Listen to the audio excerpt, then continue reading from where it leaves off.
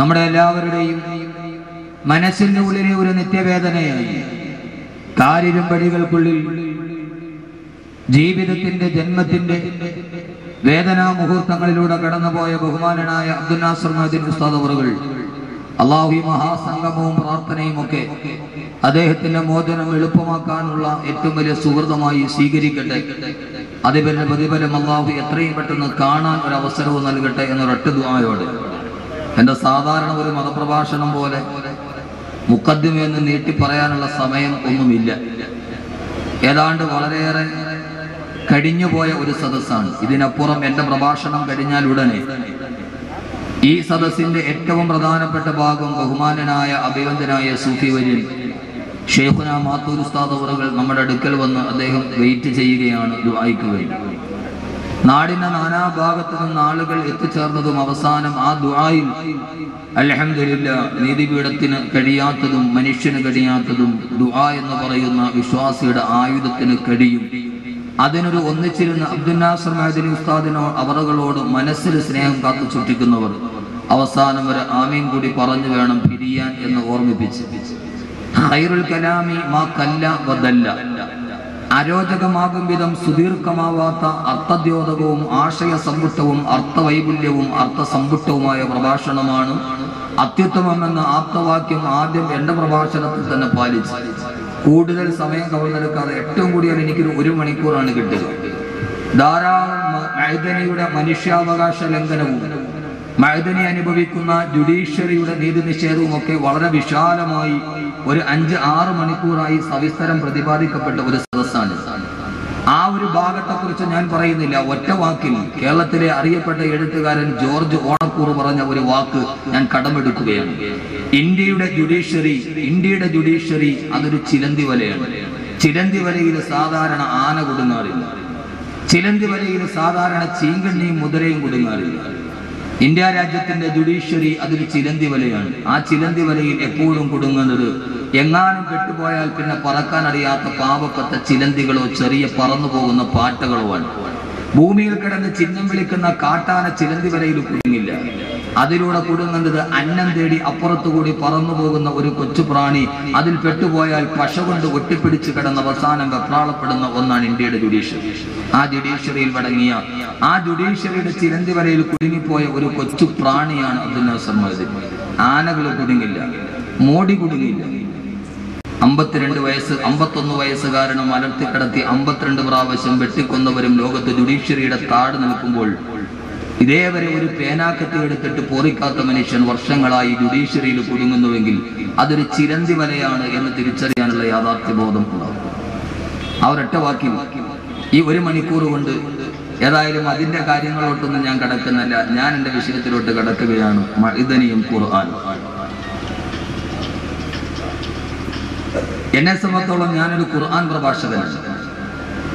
എന്റെ പ്രഭാഷണത്തിൽ എനിക്ക് ഏറ്റവും ഇഷ്ടപ്പെട്ട ഒരു വിഷയം ഏതെന്ന് ചോദിച്ചാൽ ആകാശത്തിന് താഴെ ഭൂമിയുടെ മുകളിൽ അത് ഖുർആനിനെ കുറിച്ച് പറയാനാണ് എനിക്ക് താല്പര്യം. എന്റെ പ്രഭാഷണം ഞാൻ അങ്ങനെയാണ് കൊണ്ടുപോകുന്നത്. പലപ്പോഴും ക്ഷണിക്കപ്പെടാതെ ഈ അൻവാർ ഷെരിയുടെ ഗേറ്റ് തുറന്ന് കടന്നു വന്ന ആളാണ് ഞാൻ. മഅ്ദിനിയെ അറസ്റ്റ് ചെയ്യുന്ന അന്ന് തലേ ദിവസം വരെ. പക്ഷേ ഇന്ന് ക്ഷണിക്കപ്പെട്ട് ഇവിടെ നിൽക്കുമ്പോൾ എല്ലാവരും വളരെ സവിസ്തരം ഇതിന്റെ അപജയങ്ങളെ കുറിച്ചും അപകടങ്ങളെ കുറിച്ചും പറഞ്ഞു. പക്ഷെ നമുക്ക് ചെയ്യാൻ കഴിയുന്നതെന്ന് അബ്ദുൽ നാസർ മഅ്ദിനി ജയിലിലടക്കപ്പെടുമ്പോൾ അദ്ദേഹത്തിന്റെ മുമ്പിൽ ഒരു കാഴ്ചക്കാരനായി, ഒരു പ്രഭാഷകനായി, അല്ലെങ്കിൽ വാക്കുകൾക്കപ്പുറം നമുക്ക് ചെയ്യാൻ കഴിയുന്ന കർമ്മപദം ഏതാണ്?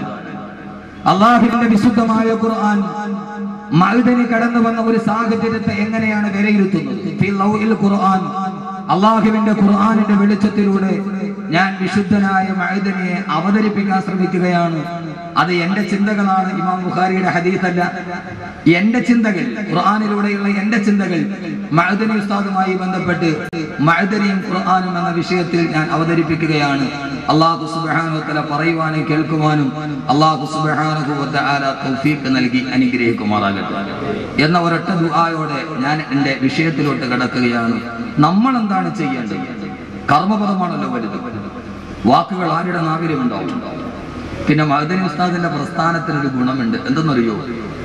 ഈ വാപ്പാടെ ഗുണം മക്കൾക്ക് ഉണ്ടാകും എന്ന് പറഞ്ഞ പോലെ ആവേശത്തിന് ആരും കുറവില്ല. എല്ലാവർക്കും വാക്കുകൾ നല്ല ആവേശത്തിന്റെ ഉച്ചസ്ഥായിയിൽ വരും. അത് മഅ്ദനി ഉസ്താദും നേതൃത്വം നൽകുന്ന ഒരു പ്രസ്ഥാനമായതുകൊണ്ട് അതിന്റെ ഒരു ചൊവ്വ എല്ലാ പ്രഭാഷണത്തിലുണ്ടാവും.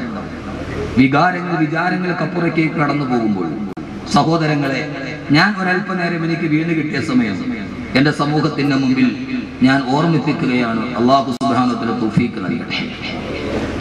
ഞാനിവിടെ വന്നപ്പോൾ ശ്രദ്ധിച്ച ഒരൊറ്റ വാക്ക്, ഗീലാനിയുടെ പ്രഭാഷണത്തിൽ ഞാൻ ഉണ്ടായിരുന്നില്ല. നേരത്തെ എത്തണമെന്ന് കരുതിയെങ്കിലും ജുമായൊക്കെ കഴിഞ്ഞ് കുറച്ച് തിരക്കുണ്ടായിരുന്നു, പെട്ടെന്ന് വരാൻ എത്തിയില്ല. എന്തുകൊണ്ട് മഅ്ദനിയെ മാത്രം പിടിക്കുന്നു, മഅ്ദനിയേക്കാൾ വലിയ ആളുകൾ ഉണ്ടല്ലോ എന്ന് ചോദിക്കുന്ന ഒരു ചോദ്യമുണ്ട്. അതിന്റെ മറുപടി, മഅ്ദനി ഉസ്താദി അടുത്ത സമയത്ത് തേജസ്സിനൊരു അഭിമുഖം കൊടുത്തു. അദ്ദേഹത്തോട് പത്രലേഖരിച്ച്, എന്താ നിങ്ങളെ മാത്രം ഇങ്ങനെ പിടിക്കുന്നു, അപ്പൊ എന്തെങ്കിലും പല പ്രാവശ്യം ഒരാളെ പോലീസ് അറസ്റ്റ് ചെയ്യണമെങ്കിൽ എന്തെങ്കിലും അതിലുണ്ടാവില്ലേ എന്ന് ന്യായമായി സംശയിക്കുന്നവരോട് മഅ്ദനി ഉസ്താദ് പറഞ്ഞൊരു മറുപടിയുണ്ട്. ഒരു തീവ്രവാദിയെ ഇന്ത്യ രാജ്യത്തിന്റെ മുമ്പിൽ, ലോകത്തിന്റെ മുമ്പിൽ സമർപ്പിക്കാൻ ഏറ്റവും നല്ല വേഷവും അനുയോജ്യമായതേണ്ടതാണ്, ഏറ്റവും വലിയ ഭാഷയും അനുയോജ്യമായതേണ്ടതാണ്. അതുകൊണ്ട് തന്നെ ഭാഷ കൊണ്ടും വേഷം കൊണ്ടും, ചിലപ്പോൾ ഞാൻ വേഷം ഉണ്ടാവും, ഭാഷ ഉണ്ടാവില്ല. വേഷം കൊണ്ടും ഭാഷ കൊണ്ടും ഇയാൾ തീവ്രവാദിയാണ് എന്ന് പറയാൻ കഴിയുന്ന ഇന്ത്യ രാജ്യത്തിലെ ഏക അടയാളം ഞാനാണ്. അതുകൊണ്ടാണ് ഞാൻ പിടിക്കപ്പെടുന്നത്. അതൊരു വലിയ വാക്കുകളാണ്. അല്ലാഹു സുബ്ഹാനഹു വ തആല അർഹിക്കുന്ന ഗൗരവത്തിൽ അല്ലാഹു മുഖവിലെടുക്കാൻ തൗഫീഖ് നൽകുമാറാകട്ടെ. അതുകൊണ്ട് ഇതുവരെ വന്ന പ്രഭാഷണത്തിന്റെ ആ ആവേശമൊന്നും ഉണ്ടാവില്ല. ഞാൻ ഖുർആന്റെ ആയത്തുകൾ ഓതി സംസാരിക്കാൻ ആഗ്രഹിക്കുകയാണ്. അല്ലാഹു തൗഫീഖ് നൽകട്ടെ എന്ന ദുആയോടെ നിങ്ങളുടെ എല്ലാവരെയും അനുമതിയോടെ ഞാൻ എൻ്റെ വിഷയത്തിലോട്ട് കിടക്കുകയാണ്. കർമ്മപദമാണ് വരുന്നത്. വാക്കുകൾ ഏത് നാവിലും മുതിർന്നു വീഴുന്നു. ഭാഷണം.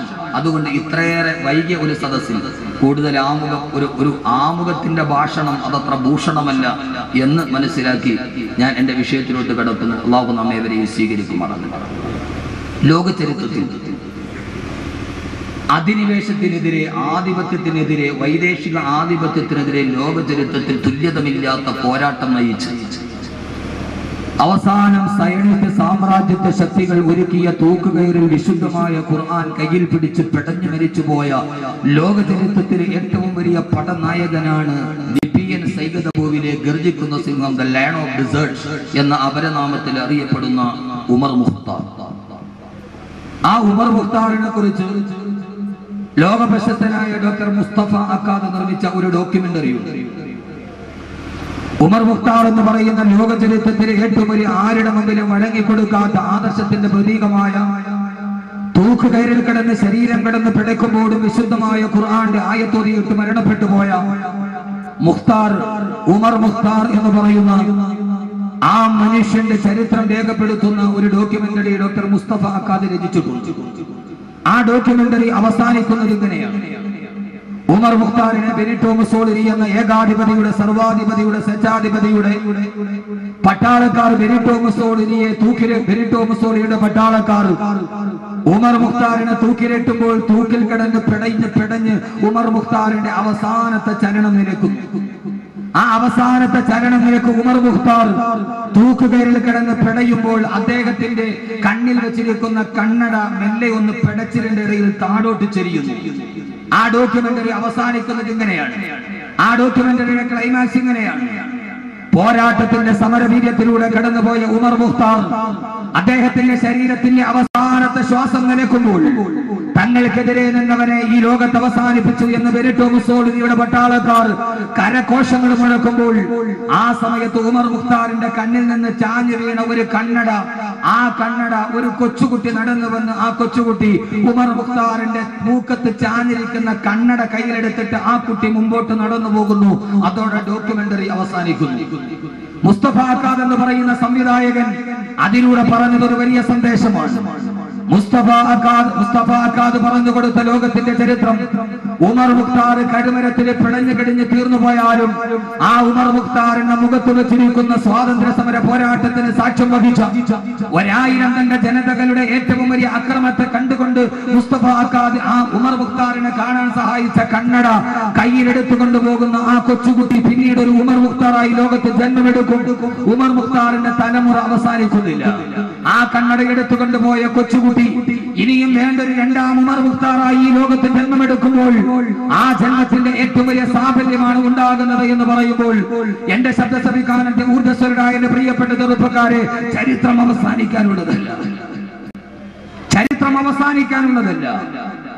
ഉമർ മുഖ്താർ ഒരു മനുഷ്യനിൽ ഒതുങ്ങാനുള്ള ആളല്ല.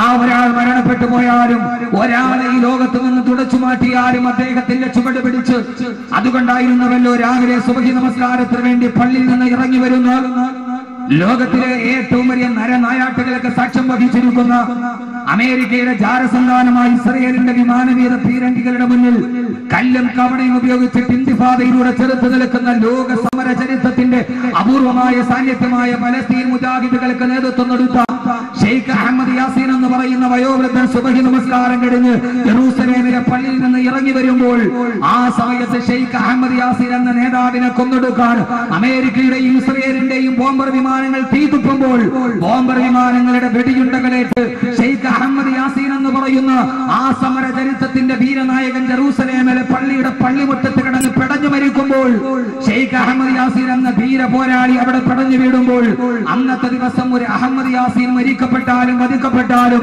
അന്ന് പലസ്തീനിൽ ജനിച്ച 1200 കുട്ടികൾക്ക് അന്നത്തെ ഉമ്മമാര് പേരിട്ടത് ഷെയ്ഖ് അഹമ്മദ് യാസീൻ എന്നായിരുന്നു. ഒരു അഹമ്മദ് യാസീൻ മരിക്കപ്പെട്ടപ്പോൾ, ഒരു അഹമ്മദ് യാസീൻ വധിക്കപ്പെട്ടപ്പോൾ അന്ന് 1200 കുട്ടികൾക്ക് അഹമ്മദ് യാസീൻ എന്ന് നാമകരണം ചെയ്യപ്പെട്ടുവെങ്കിൽ ആ കുട്ടി പിന്നീട് ചരിത്രത്തിൽ മറ്റൊരു അഹമ്മദ് യാസീൻ ആവില്ല എന്നാര് കണ്ടു? അതുകൊണ്ട് സഹോദരങ്ങളെ, ചരിത്രം അവസാനിക്കാനുള്ളതല്ല. ഉമർ മുഖ്താർ അവസാനിക്കാനുള്ളതല്ല. സലാഹുദ്ദീൻ അയ്യൂബി അവസാനിക്കാനുള്ളതല്ല.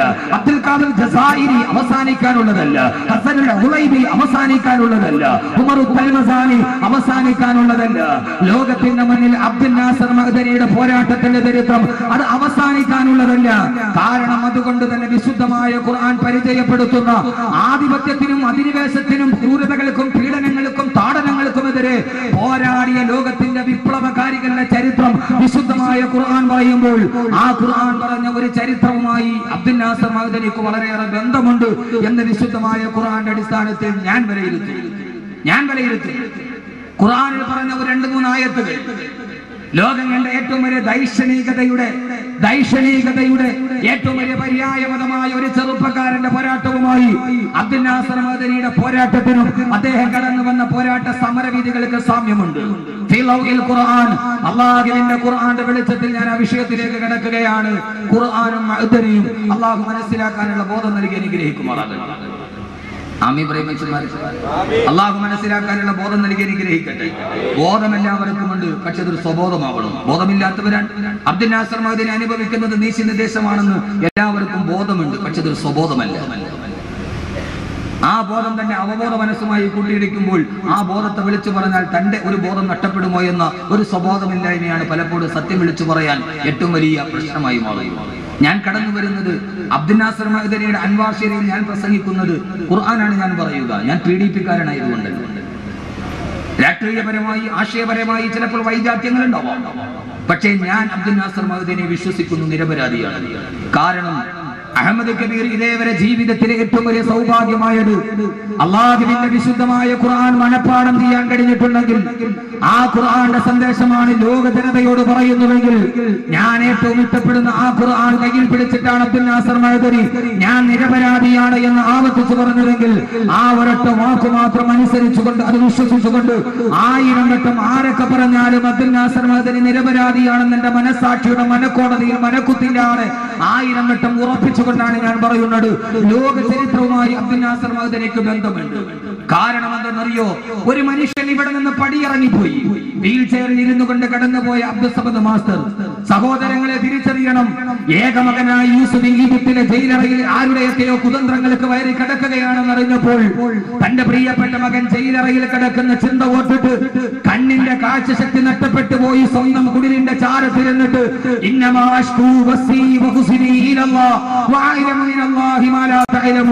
എന്റെ ആവലാതിയും എന്റെ വേവലാടിയും എന്റെ മകൻ നഷ്ടപ്പെട്ട എന്റെ കണ്ണുനീരും എന്റെ വ്യതയും എന്റെ ശ്രദ്ധയും എന്റെ ആധിയും എന്റെ വ്യാധിയും എന്റെ വേവലാതിയും എന്റെ ആവലാടിയും ഞാൻ എന്റെ പടച്ച തമ്പുരാനോട് പറഞ്ഞിട്ട് ഇരിക്കുന്നു എന്ന് പറഞ്ഞ് കണ്ണിന്റെ കാഴ്ച നഷ്ടപ്പെട്ട് മകൻ നഷ്ടപ്പെട്ടു പോകുമ്പോൾ വേറെ മക്കളില്ലാത്തത് കൊണ്ടല്ല, 11 മക്കൾ വേറെയുള്ളപ്പോഴും 12ാമത്തെ മകൻ പ്രിയപ്പെട്ട മകനേറെ സ്നേഹിച്ച മകൻ അള്ളാഹുവിന്റെ റിസാലത്തിന്റെ ദൗത്യമേറ്റെടുത്ത മകൻ ജയിലറയിൽ അടക്കപ്പെടുമ്പോൾ ആ ഒരൊറ്റ ദുഃഖം കാരണത്താൽ കണ്ണിന്റെ കാഴ്ച നഷ്ടപ്പെട്ടു പോയ യഹൂദ നബിക്ക് സമാനനായി രണ്ടാമത് അൻവാസരുടെ ഗേറ്റിൽ നിന്ന് പ്രിയപ്പെട്ട മകനെ പിടിച്ചിറക്കി കൊണ്ടുപോകുമ്പോൾ ആ ഒരൊറ്റ ആദി കൊണ്ട് മാത്രം പക്ഷാഘാതം പിടിപെട്ട് വീൽ ചെയറിൽ ഇറങ്ങിപ്പോയ ഒരു അബ്ദുൽ അസ്മദ് മാസ്റ്ററെ കാണുമ്പോൾ ചരിത്രത്തിന്റെ യഹൂദ നബിക്കുമായി ആ മനുഷ്യന് സാമ്യമുണ്ട് എന്ന് തിരിച്ചറിയാൻ നമുക്ക് കഴിയണം.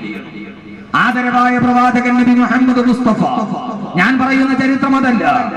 ഒരു ദിവസം അല്ലാഹുവിന്റെ പ്രവാചകൻ ഉഹദിന്റെ രണാങ്കണത്തിന് പരാജയ ഭീതിയിലോട്ട് കടന്നു പോകുമ്പോഴും എല്ലാവരും ഒരുമിച്ച് നിന്ന് ആക്രമിക്കുമ്പോഴും ആ സമയത്ത് ഉടവാള് വാരിയെടുത്തിട്ട് ഞാൻ കാപട്യമില്ലാത്ത പ്രവാചകനാണടാ എന്ന് പറഞ്ഞ് നൂറുകണക്കിന് ആളുകൾ എതിരാളികൾ തനിക്ക് നേരെ ഏറ്റവും വലിയ പ്രതിരോധത്തിന്റെ പത്മവ്യൂഹം തകർക്കുമ്പോ അതിന്റെ നടുവിൽ ക്ഷീണിതനാകാതെ ഒരു നിമിഷം പോലും സന്ധികൾക്ക് തയ്യാറാകാതെ ഊരിപ്പിടിച്ച വാളുമായി നിന്ന ലോകം കണ്ട ഏറ്റവും വലിയ ധീരനായ പ്രവാചകൻ നബി മുഹമ്മദ് മുസ്തഫ, അള്ളാഹുവിന്റെ പ്രവാചകൻ. പക്ഷേ മനസ്സ് തളർന്ന് കണ്ണുനീരൊരുക്കി അള്ളാഹുവിന്റെ റസൂൽ പാതിരാ സമയത്ത് പള്ളിയിൽ പോയിരുന്നത് ഒരൊറ്റ സമയത്ത് മാത്രമാണ്. എപ്പോഴെന്നറിയുമോ? ഉഹദിന് പരാജയം വന്നപ്പോഴല്ല, ഹംസ ഷഹീദായപ്പോഴല്ല, എല്ലാവരും നഷ്ടപ്പെട്ടു പോയപ്പോഴല്ല. തന്റെ ജീവിതത്തിന്റെ എല്ലാ പരീക്ഷണങ്ങളുടെ തിക്തമായ യാഥാർത്ഥ്യങ്ങളിൽ ഒരു ഊന്നുപടിയായി വലതുഭാഗത്ത് ചേർന്ന് തന്ന പ്രിയപ്പെട്ട ഭാര്യ ആയിഷ റളിയല്ലാഹു തആല അൻഹ അപവാദമേറ്റിട്ട് ആയിഷയുടെ പേരിൽ അപവാദമുണ്ടായി. ആ അപവാദം സഹിക്കാൻ കഴിയാതെ തന്റെ ഭാര്യയുടെ പേരിൽ ഒരു അപവാദമുണ്ടായപ്പോ അത് സഹിക്കാൻ കഴിയാതെ പള്ളിക്കുള്ളിൽ ഇരുന്നു കൊണ്ട് ഈത്തപ്പന മരത്തിന്റെ ഓലയിൽ നിന്ന് പൊട്ടിക്കരഞ്ഞ ആദരവായ പ്രവാചകൻ നബി മുഹമ്മദ് മുസ്തഫ അബ്ദുൽ നാസർ മഅദനി എപ്പോഴെങ്കിലും തളരുന്നത് ഞാൻ എന്റെ കണ്ണുകൊണ്ട് കണ്ടിട്ടുണ്ടെങ്കിൽ തന്റെ പ്രിയപ്പെട്ട ഭാര്യ സുഫിയ മഅദനിയെ കളമശ്ശേരി കേസിലെ അപവാദത്തിന് കുടുക്കി അറസ്റ്റ് ചെയ്യപ്പെടുമ്പോൾ മഅദനിയുടെ നാവുകൾ പതറുന്നു എന്നെനിക്ക് തോന്നിപ്പോയിട്ടുണ്ട്. ഞാൻ ആ മനുഷ്യനുമായി ഈ റൂമിലിരുന്ന് ഒറ്റയ്ക്കിരുന്ന് സംസാരിച്ചിട്ടുണ്ട് ആ ഭാഗത്ത്. സഹോദരങ്ങളെ, ജീവിതത്തിന്റെ ചരിത്രവുമായി അതുകൊണ്ട് ഞാൻ പറയുന്നു, അബ്ദുൽ നാസർ മഅദനിക്ക് ഒന്നും നഷ്ടപ്പെട്ടിട്ടില്ല. അബ്ദുൽ നാസർ മഅദനി പ്രവാചകന്മാർ അനുഭവിച്ച തിക്തമായ യാഥാർത്ഥ്യങ്ങൾ അനുഭവിക്കുകയാണ്. അള്ളാഹു പാകപ്പെടുത്തുകയാണ് ഒരു മനുഷ്യനെ. ഞാൻ പറയുന്നു, അബ്ദുൽ നാസർ മഅദനിക്ക് നഷ്ടമൊന്നും ഉണ്ടായിട്ടില്ല. എന്താ നഷ്ടമുണ്ടായിട്ടുള്ളത്? ഏത് നഷ്ടമാണ് അബ്ദുൽ നാസർ മഅദനിക്ക് ഉണ്ടായിട്ടുള്ളത്? ഭൗതിക ലോകത്തിന്റെ നഷ്ടത്തിലാണ് നിങ്ങൾ പിടിച്ചു കിട്ടിയതെങ്കിൽ ഇൻഷാ അല്ലാഹ് പരലോകത്തിന്റെ തീരാ സൗഭാഗ്യത്തിലേക്ക് അദ്ദേഹം നടന്നു പോവുകയാണ് എന്നുള്ള ഏറ്റവും വലിയ യാഥാർത്ഥ്യം തിരിച്ചറിയാൻ ഈ ഖുർആനിന്റെ ആയത്തുകൾക്ക് നമുക്ക് കഴിയേണ്ടതുണ്ട്. അള്ളാഹു അങ്ങനെയാക്കി കൊടുക്കുമാറാകട്ടെ, അള്ളാഹു അങ്ങനെയാക്കി കൊടുക്കുമാറാകട്ടെ എന്ന ഒരൊറ്റ ആഗ്രഹത്തോടെ ഞാൻ എന്റെ വിഷയത്തിലോട്ട് കിടക്കുകയാണ്. മഅദനിയെ ഖുർആനുമായി ബന്ധിപ്പിക്കുന്ന ഒരു സാഹചര്യമുണ്ട്. ആ സാഹചര്യം അള്ളാഹുവിന്റെ വിശുദ്ധമായ ഖുർആനിന്റെ സൂറത്തുൽ ഖസസ് ആണ്. എപ്പോഴാണ് അബ്ദുൽ നാസർ മഅദനി ചരിത്രത്തിൽ അറിയപ്പെടുന്നത്? അബ്ദുൽ നാസർ മഅദനി എപ്പോഴാണ് അറിയപ്പെടുന്നത്? സഹോദരങ്ങളെ, ഈ ലോകത്തിന്റെ മുന്നിൽ ഈ ലോകം ഒരു വല്ലാത്ത അവസ്ഥയിലാണ്.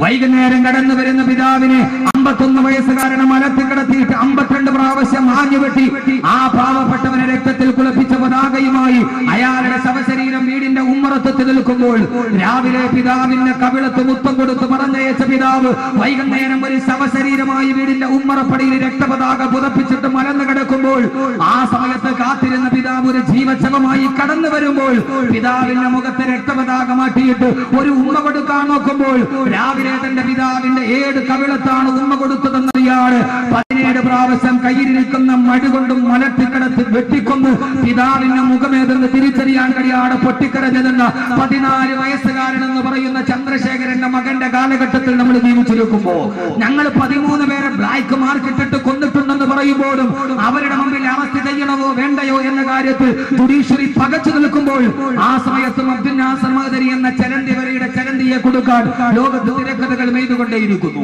ജുഡീഷ്യറിയുടെ ഇരട്ട മുഖങ്ങൾ നമ്മൾ കണ്ടുകൊണ്ടേയിരിക്കുന്നു. ലോകത്തിന്റെ മുന്നിൽ പിശാചുകൾ പാർക്കുന്ന വേതാള നഗരം പോലെ ചന്ദ്രശേഖരൻ വധിക്കപ്പെട്ടു. സഹോദരങ്ങളുടെ രാഷ്ട്രീയം നമുക്ക് പ്രശ്നമല്ല, എനിക്ക് പ്രശ്നമല്ല, നിങ്ങൾക്ക് പ്രശ്നമാണെങ്കിലും. പക്ഷേ മലയാളത്തിന്റെ കവിയുടെ വാക്കുകൾ ഞാൻ കടമെടുക്കുകയാണ്.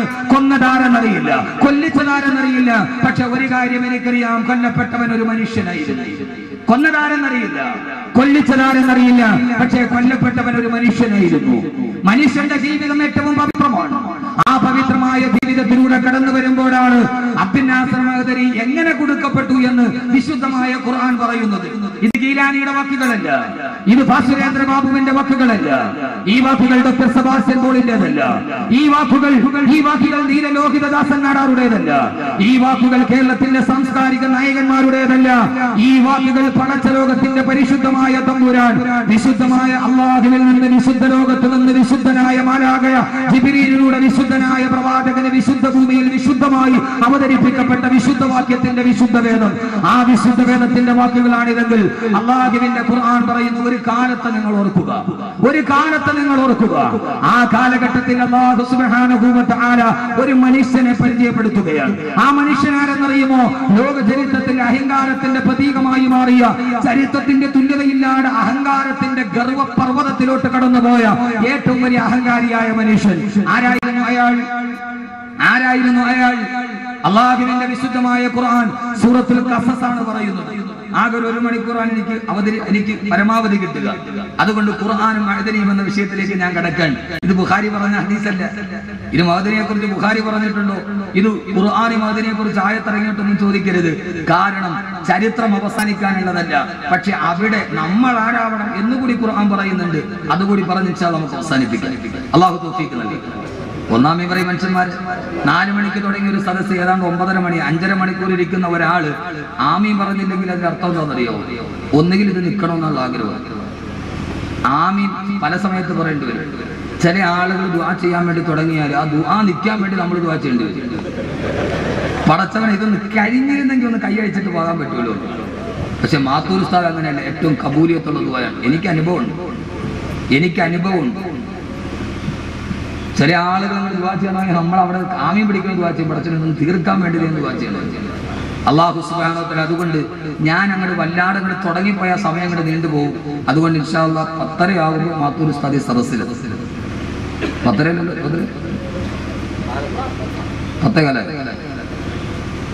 ഉസ്താദ് ഇരുത്തി ഇൻഷാ അല്ലാഹ് നമുക്ക് ദുആ ചെയ്ത് പിരിയാം. തുടങ്ങിക്കഴിഞ്ഞാൽ വലിയ വിശാലമായ വിഷയം തുടങ്ങിയാൽ വലിയ പ്രശ്നവും. ഞാൻ വളരെ ചുരുക്കി അവസാനിക്കുക. തുടങ്ങാൻ എളുപ്പമാണ്, പക്ഷെ നിർത്താൻ വലിയ പാടാണ്. ചില ചെറുപ്പക്കാർ വന്നിട്ട് ഒരു ഉസ്താദെ കല്യാണം നോക്കിയിട്ട് നടക്കണില്ല, ഒന്ന് എന്തെങ്കിലും ഒരു മന്ത്രം പറയാം. അപ്പൊ നമ്മളൊക്കെ പറഞ്ഞു കൊടുക്കും, നീ ഒരു 3 യാസീൻ ഓതി. സയ്യിദ് സലമി റളിയല്ലാഹു അൻഹു 3 യാസീൻ ഓതി കെട്ടാൻ പറ്റും. അവൻ 3 യാസീൻ ഓതി 31-ാം ദിവസം കല്യാണം നടക്കും. കുറെ കാലം കഴിഞ്ഞിട്ട് പിന്നീട് അവൻ ഒരു ഉസ്താദ് ഇതൊന്ന് ഒഴിവാക്കാൻ എന്തോന്നണം. അപ്പൊ ഖത്ത് ഓതേണ്ടി വരും. ഇത് കെട്ടാൻ യാസീൻ ഓതിയാൽ മതി, പക്ഷെ ഇത് ഒഴിവാക്കണേ പിന്നെ 3 ഖത്ത് ഇരുന്ന് ഓതേണ്ടി വരും. അപ്പൊ അതുകൊണ്ട് തുടങ്ങാനായിട്ട് തുടങ്ങിക്കഴിഞ്ഞാൽ അങ്ങോട്ട് പോകും. അല്ലാഹുവിന്റെ ഖുർആൻ സൂറത്തുൽ ഖസസ്.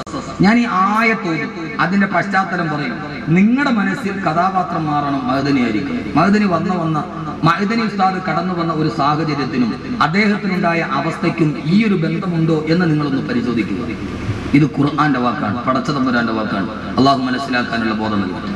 അല്ലാഹുവിന്റെ ഖുർആൻ ഒരു കഥാപാത്രത്തെ പറയുന്നു. ആ കഥാപാത്രം ആരുമാവാം.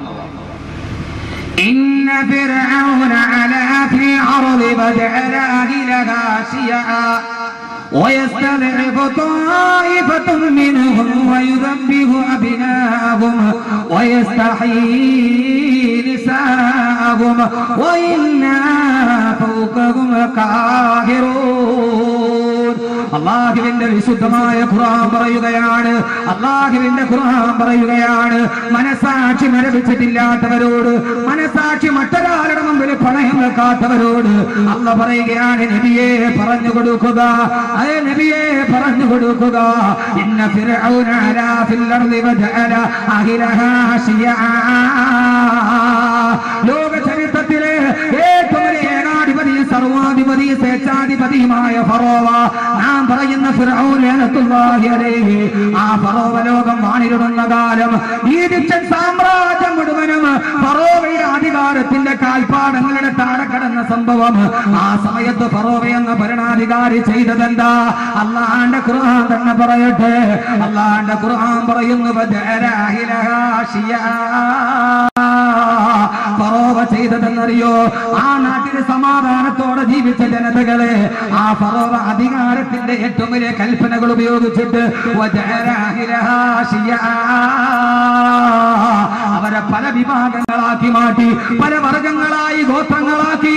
ഹിബ്തിയും ബനൂ ഇസ്രായേൽ എന്ന രണ്ട് വിഭാഗമാക്കിയിട്ട് വർഗീയതയുടെ വിഷവിത്തുകൾ അവരുടെ മനസ്സിലോട്ട് പാകിക്കൊടുത്തപ്പോ അവരെ ഭിന്നിച്ചുകൊണ്ട് ഫറോവ തന്റെ അധികാരത്തിന്റെ കാലുകൾ ഉറപ്പിച്ചപ്പോ അല്ലാഹ് പറയുകയാണ്, ഫറോവ ചെയ്ത ആദ്യത്തെ ജോലി എന്തെന്നറിയോ? ആ താമസിച്ചിരുന്ന ജനതകളെ, ഒന്നുമല്ലാത്ത ജനതകളെ രണ്ട് ഭാഗമായി വിഘടിപ്പിച്ചു.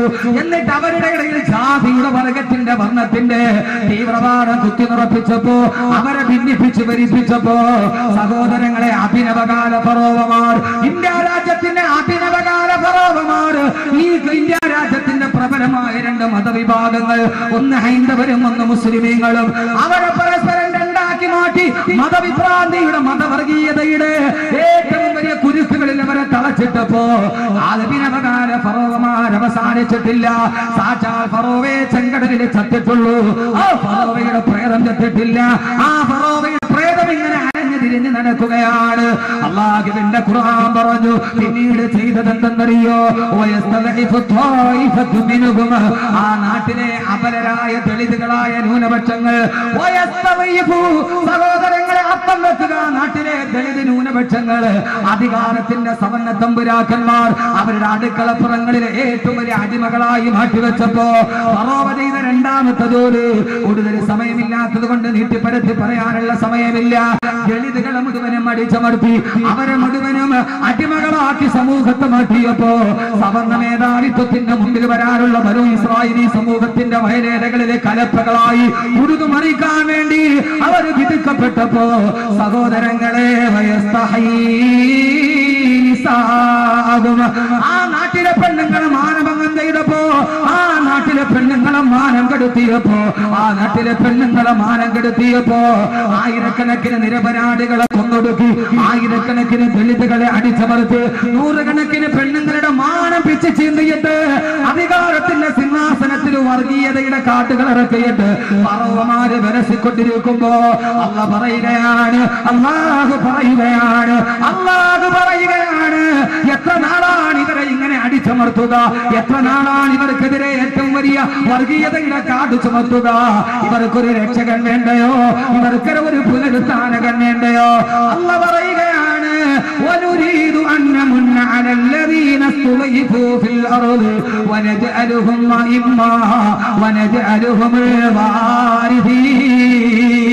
വനുരീദു നാം ആഗ്രഹിച്ചു, അല്ലാഹ് പറയുന്നു, വനുരീദു നാം ആഗ്രഹിച്ചു അന്നമുന്ന അലല്ലദീന സ്തുളൈഫു ഫിൽ അർദി, ഈ ഭൂമിയിൽ അവകാശങ്ങൾ നിഷേധിക്കപ്പെട്ട, ഈ ഭൂമിയിൽ സ്വാതന്ത്ര്യം നിഷേധിക്കപ്പെട്ട പാവപ്പെട്ട ദളിതുകളെയും അവർണരെയും അവർക്ക് ഞാൻ ഇസ്സത്ത് കൊടുക്കണമെന്ന്, അഭിമാനം കൊടുക്കണമെന്ന് തീരുമാനിച്ചപ്പോ അല്ലാഹുവിന്റെ തീരുമാനം വന്നു. ആ തീരുമാനം പൂർത്തീകരിക്കാനാണ് ഈജിപ്ത് എന്ന് പറയുന്ന ഏറ്റവും വലിയ അടിമത്തത്തിന്റെ മേഖലയിലേക്ക് ലോകചരിത്രത്തിലെ ഏറ്റവും വലിയ ദാർശനികനായ പുരുഷൻ ബഹുമാനപ്പെട്ട കരീമുല്ലാഹി മൂസാ നബി അലൈഹി സ്വലാത്തു വസ്സലാം ആഗതനായത്. സഹോദരങ്ങളെ, സഹോദരങ്ങളെ, ഈ രാജ്യത്തിന്റെ അവർണ്ണ വിഭാഗങ്ങൾ, ഒരു നേരത്തെ ഭക്ഷണം കഴിക്കാനില്ലാത്തവർ, ആയിരക്കണക്കിന് ആളുകൾ ഒരു നേരത്തെ ശവസംസ്കാരം നടക്കാനില്ലാത്തപ്പോ, സ്വന്തം അമ്മ മരണപ്പെട്ട് കഴിയുമ്പോ സ്വന്തമായിട്ട് തലചായ്ക്കാനൊരു കൂരയില്ലാതെ പ്രിയപ്പെട്ട മാതാവ് മരണപ്പെട്ട് കഴിയുമ്പോ ആ മാതാവിന്റെ കബറടക്കാൻ, ശവമടക്കാൻ ഒരു തുണ്ട് ഭൂമി സ്വന്തമായിട്ടില്ലാതെ ഇത്രയും നാളം അടുക്കള ജോലി ചെയ്ത സവർണ്ണ തമ്പുരാക്കന്മാരുടെ മുമ്പിൽ പോയിട്ട് മാതാവിന്റെ മൃതശരീരവും കയ്യിൽ പിടിച്ചിട്ട് എന്റെ മാതാവിന്റെ ശവമടക്കാൻ ഒരു തുണ്ട് ഭൂമി വേണമെന്ന് സവർണ്ണ മേധാവിത്വത്തിന്റെ മുമ്പിൽ യാചകന്റെ വിനീത വിധേയന്റെ വിദ്വേഷം കിട്ടുമ്പോ ആ സമയത്ത് ഒരു തുണ്ട് മണ്ണ് കൊടുത്തില്ലെന്ന് മാത്രമല്ല, കൂട്ടിൽ കിടക്കുന്ന പട്ടിയെ കയറടിച്ചു വിടുമ്പോ ആ സമയത്ത് പ്രിയപ്പെട്ട മാതാവിന്റെ ജഡശരീരവും കയ്യിൽ പിടിച്ചുകൊണ്ട് ഓടി ഓടി അവസാനം നൊന്ത് പ്രസവിച്ച മാതാവിൽ മരിച്ചു കഴിയുമ്പോൾ കുടിച്ചിടാൻ ഒരു തുണ്ട് ഭൂമി സ്വന്തമായിട്ടില്ലാതെ അവസാനം മാതാവിന്റെ മൃതദേഹം കയ്യിലിരുന്നിട്ട് കൊടുത്തു നാറുമ്പോ ഒന്നിനും കഴിയാതെ കണ്ണുകല്ലാട്ട കണ്ണുനീര് സാക്ഷി വെച്ച് ആ മാതാവിന്റെ ശരീരത്തിന് ബലമുള്ള കല്ല് കെട്ടിവെച്ചിട്ട് മാതാവിന്റെ മൃതശരീരം വേമ്പനാട്ടുകായലിലേക്ക് വലിച്ചെറിഞ്ഞ് കല്ലിന് കെട്ടിയ മാതാവിന്റെ മൃതശരീരം അടക്കാൻ ഒരു തുണ്ട് ഭൂമിയില്ലാതെ വേമ്പനാട്ടുകായൽ കായലിലോട്ട് വലിച്ചെറിഞ്ഞിട്ട് പൊട്ടിക്കരഞ്ഞുകൊണ്ട് പാട്ടുപാടിയ എനിക്കുന്നൊരു പിടി മണ്ണ് വേണം, എന്റെ അമ്മയ്ക്കൊരു പട്ടട തീർക്കുവാൻ, എനിക്കുന്നൊരു പിടി പൂ വേണം, എന്റെ അമ്മയ്ക്കൊരു അഞ്ജലി തീർക്കുവാനെന്ന് പാടിയ കല്ലറ സുകുമാരനെ പോലെയുള്ള ആയിരക്കണക്കിന് അധകൃതന്മാര് പാടുപെട്ടപ്പോ അവിടേക്ക് കടന്നു വന്ന മൂസയെ പോലെ, അവിടേക്ക് കടന്നു വന്ന മൂസയെ പോലെ ഈ മലയാള ഭൂമിയിലോട്ട് കടന്നു വന്ന് പാടില്ല, പാടില്ല, ഇവരെ അടിച്ചമർത്താൻ പാടില്ല. പകൽപൂരിലെയും മീററ്റിലെയും ഭീവണ്ടിയിലെയും കാശ്മീരിലെ പെണ്ണുങ്ങളെ മാനഭംഗം ചെയ്യപ്പെടാൻ പാടില്ല. ഇവിടെ വർഗീയതയുടെ ആലോചനകൾ ഉണ്ടാവാൻ പാടില്ലെന്ന് ومن أحسن قولا ممن دعا إلى الله وعمل صالحا وقال إنني من المسلمين. പാടില്ല എന്ന് പറയുന്ന അരുതേ എന്ന ശബ്ദവുമായി കടന്നു വന്നു ഈജിപ്തിലേക്ക് കടന്നു വന്ന മൂസാ നബിയെ പോലെ ബഹുമാനായ അബ്ദുൽ നാസർ മഅ്ദനി പാടില്ല. ഈ മർദ്ദനങ്ങൾക്കൊരു അവസാനം ഉണ്ടാവണം, അതിനു വേണ്ടിയാണല്ലോ മൂസ വന്നത്. അബൂജഹലിന്റെ പ്രേതം ചത്തിട്ടില്ല, പക്ഷെ അത് എവിടെയാണെന്ന് ചോദിച്ചാൽ നമ്മൾ അന്വേഷിക്കേണ്ടി വരും. അതുകൊണ്ട് ആ കാലഘട്ടത്തെ ഖുർആനുമായിട്ട് ബന്ധപ്പെടുക. ഇവിടെ ഒരു വലിയ സംഭവം ഖുർആൻ പറയുന്നു. ഫറോവയുടെ ഫറോവയ്ക്ക് ഹാലളകി, ഞാൻ ഭരിച്ചിരുന്ന ഈ സമുദായത്തിൽ എനിക്കെതിരെ വിരലെടുക്കാൻ, ഞാൻ ചെയ്യുന്നത് തെറ്റാണെന്ന് പറയാൻ ആർക്കാണ് ധൈര്യമുള്ളത്? ഫറോവ എന്ത് ചെയ്തെന്നറിയുമോ? സഹോദരങ്ങളെ, മഅ്ദനിക്ക് സംഭവിച്ചത് തന്നെ മൂസയ്ക്ക് സംഭവിച്ചു, അല്ലെങ്കിൽ മൂസയ്ക്ക് സംഭവിച്ചത് മഅ്ദനിക്ക് സംഭവിച്ചു അലൈഹിസ്സലാത്തു വസ്സലാം. ഒന്നുകിലും മൂസാ നബിക്ക് സംഭവിച്ചത് തന്നെ മഅ്ദനിക്ക് സംഭവിച്ചു. എന്താ സംഭവിച്ചത്? ആ സംഭവിച്ചത് വേറെ മറ്റൊന്നുമായിരുന്നില്ല. എന്താണ് സംഭവമെന്ന് ചോദിച്ചാൽ, തന്റെ അധികാരത്തിനെതിരെ, താൻ കൂട്ടുകൂട്ടിയ സാമ്രാജ്യത്വത്തിനെതിരെ ആദ്യമായി ഒരു മനുഷ്യൻ നടന്നു വരികയും ആ മനുഷ്യൻ തന്റെ നാട്ടിലെ മുഴുവൻ ആളുകളെയും സംഘടിപ്പിക്കുകയും ചെയ്തപ്പോൾ ആ സമയത്താണ് ബഹുമാനപ്പെട്ട കരീമുല്ലാഹി മൂസാ നബി അലൈഹിസ്സലാത്തു വസ്സലാമിനോട് ഫറോവ പറഞ്ഞത്, ഫറോവയുടെ കൊട്ടാരത്തിലേക്ക് പോയി. ചരിത്രം ഞാൻ ആവർത്തിക്കുന്നില്ല. ഫറോവയുടെ കൊട്ടാരത്തിന്റെ മുമ്പിൽ പോയിട്ട് ഫറോവ, നീ ചെയ്യുന്നത് ഏറ്റവും വലിയ അക്രമമാണെന്ന് പറഞ്ഞപ്പോൾ ആ സമയത്ത് ഫറോവ ചോദിച്ചു, നീ ആരടാ അത് പറയാൻ? ഫറോവ ചോദിച്ചു, നീ ആരടാ അത് പറയാൻ? നീ ആരാ? ഞാൻ എത്രയോ നാളുകൊണ്ട് ഇവിടെ വാണരുളുന്നവനാണ്. അള്ളാഹുവിനെ കുറിച്ച് പറഞ്ഞ മൂസാ നബിയോട് ഫിർഔൻ തന്റെ സാമ്രാജ്യത്തിൽ ഇരുന്നിട്ട് ചോദിച്ചു, ആരാണ് മൂസ നീ പറയണ അള്ളാഹ്? ആ സമയത്ത് മൂസാ നബി അലൈഹിസ്സലാത്തു വസ്സലാം പറഞ്ഞു, ഞാൻ പറയുന്ന അള്ളാഹ് ആകാശത്ത് നിന്ന് മഴ വർഷിപ്പിക്കുന്നവനാണ് ഭൂമിയിലേക്ക്. ആ സമയത്ത് പൊട്ടിച്ചിരിച്ചിട്ട് ഫിർഔൻ പറഞ്ഞു, മൂസ, എന്നാലും നിന്റെ അള്ളാഹ്ക്ക് മേലെ ഞാനാ. കാരണം എന്താ? ആകാശത്തിൽ നിന്ന് നിന്റെ അള്ളാഹ്ക്ക് മഴ പെയ്യിപ്പിക്കണമെങ്കിൽ ഭൂമി വേണ്ടേ? ഭൂമി ആരുടേതാ? അനല്ലദീ മുൽക്കു മിസ്റ, ഈ ഭൂമി എന്റേതാണ്. നിന്റെ അള്ളാഹ്ക്ക് മഴ പെയ്യിപ്പിക്കണം എന്നോട് ചോദിച്ചിട്ട് വേണോടാ മൂസ ചെയ്യാൻ. അപ്പൊ നിന്റെ അള്ളാഹ്ക്ക് മേലെ ആരാ? ഞാനാണ്. ആ ഫറോവയുടെ വംശം ചത്തിട്ടില്ല. ഈ ഭൂമിയിൽ സംസാരിക്കണമെങ്കിൽ ഈ ഭൂമി ഞങ്ങളുടേതാണ്, ഞങ്ങൾ മാത്രം ഇവിടെ വാണാൽ മതി, അതിനപ്പുറത്തേക്ക് വേറൊരുത്തൻ വാണരുളണ്ട എന്ന അഭിനവ കാല ഫറോവൻ ചിന്താഗതി. യഥാർത്ഥത്തിൽ അതല്ലേ നടന്നത്? എന്റെ പ്രിയപ്പെട്ട സഹോദരങ്ങളെ, ഒരു ഫറോവയുണ്ട് ഈ 21-ാം നൂറ്റാണ്ടിൽ. പക്ഷെ ഫറോവ ആരാന്ന് ഇതുവരെ കണ്ടുപിടിക്കപ്പെട്ടിട്ടില്ല. അബ്ദുൽ നാസർ മഅ്ദനിയെ തളയ്ക്കുന്ന, ബുദ്ധിപൂർവ്വം കളയ്ക്കുന്ന ഒരു കേന്ദ്രമുണ്ട്. പക്ഷെ ഫറോവ ആരെന്ന് ഇതുവരെ കണ്ടുപിടിക്കപ്പെട്ടിട്ടില്ല. പലപ്പോഴും അറിയാം, ഒന്നുകിൽ അത് വെളിയിൽ വന്നിട്ടില്ല. ആ ഫറോവയെ കണ്ടെത്തലാണ് നമ്മുടെ ധർമ്മം. പക്ഷെ ഒരു കാര്യം ഉറപ്പ്, ഈ ഫറോവയെ കണ്ടാലും ഇല്ലെങ്കിലും എന്റെ പൊന്നു സഹോദരങ്ങളെ, മൂസാ നബിയുടെ നേരെ നിന്ന് ഫറോവ ചങ്കടലിലാ മുങ്ങിച്ചെത്തത്. ഈ ഫറോവയും ഒന്നുകിൽ ഏതെങ്കിലും ഒരു അഗാധഘട്ടത്തിൽ മുങ്ങിച്ചാവുകയുള്ളൂ എന്ന് ഉറപ്പ്. ചരിത്രം അങ്ങനെ ആവർത്തിക്കപ്പെടും. ആ ഫറോവയ്ക്ക് ഒരു മാനസാന്തരം ഉണ്ടാവും. ആ ഫറോവയ്ക്ക് ഞാൻ ചെയ്തത് തെറ്റാണെന്ന് മനസ്സിലാകും. പക്ഷെ ഈ ഫിറൗനിന് പോലും മനസ്സിലുണ്ടായി. എല്ലാവർക്കും അറിയാം അബ്ദുൽ നാസർ മഅ്ദനിയോട് ചെയ്യുന്നത് അനീതിയാണെന്ന് ആർക്കും അറിയാം. പക്ഷേ ഫറോവയ്ക്ക് പോലും അറിയാം മൂസാ നബി പറയുന്നത് സത്യമാണെന്ന്. തങ്ങളുടെ അധികാരം നഷ്ടപ്പെട്ടു പോയാൽ, തന്റെ അധികാരം നഷ്ടപ്പെട്ടു പോയാൽ ഫറോവ പറഞ്ഞതായിരുന്നു. പക്ഷേ സഹോദരങ്ങളെ, ഈ ഫറോവയ്ക്കും ഒരു മാറ്റമുണ്ടായി. എപ്പോഴെന്നറിയോ?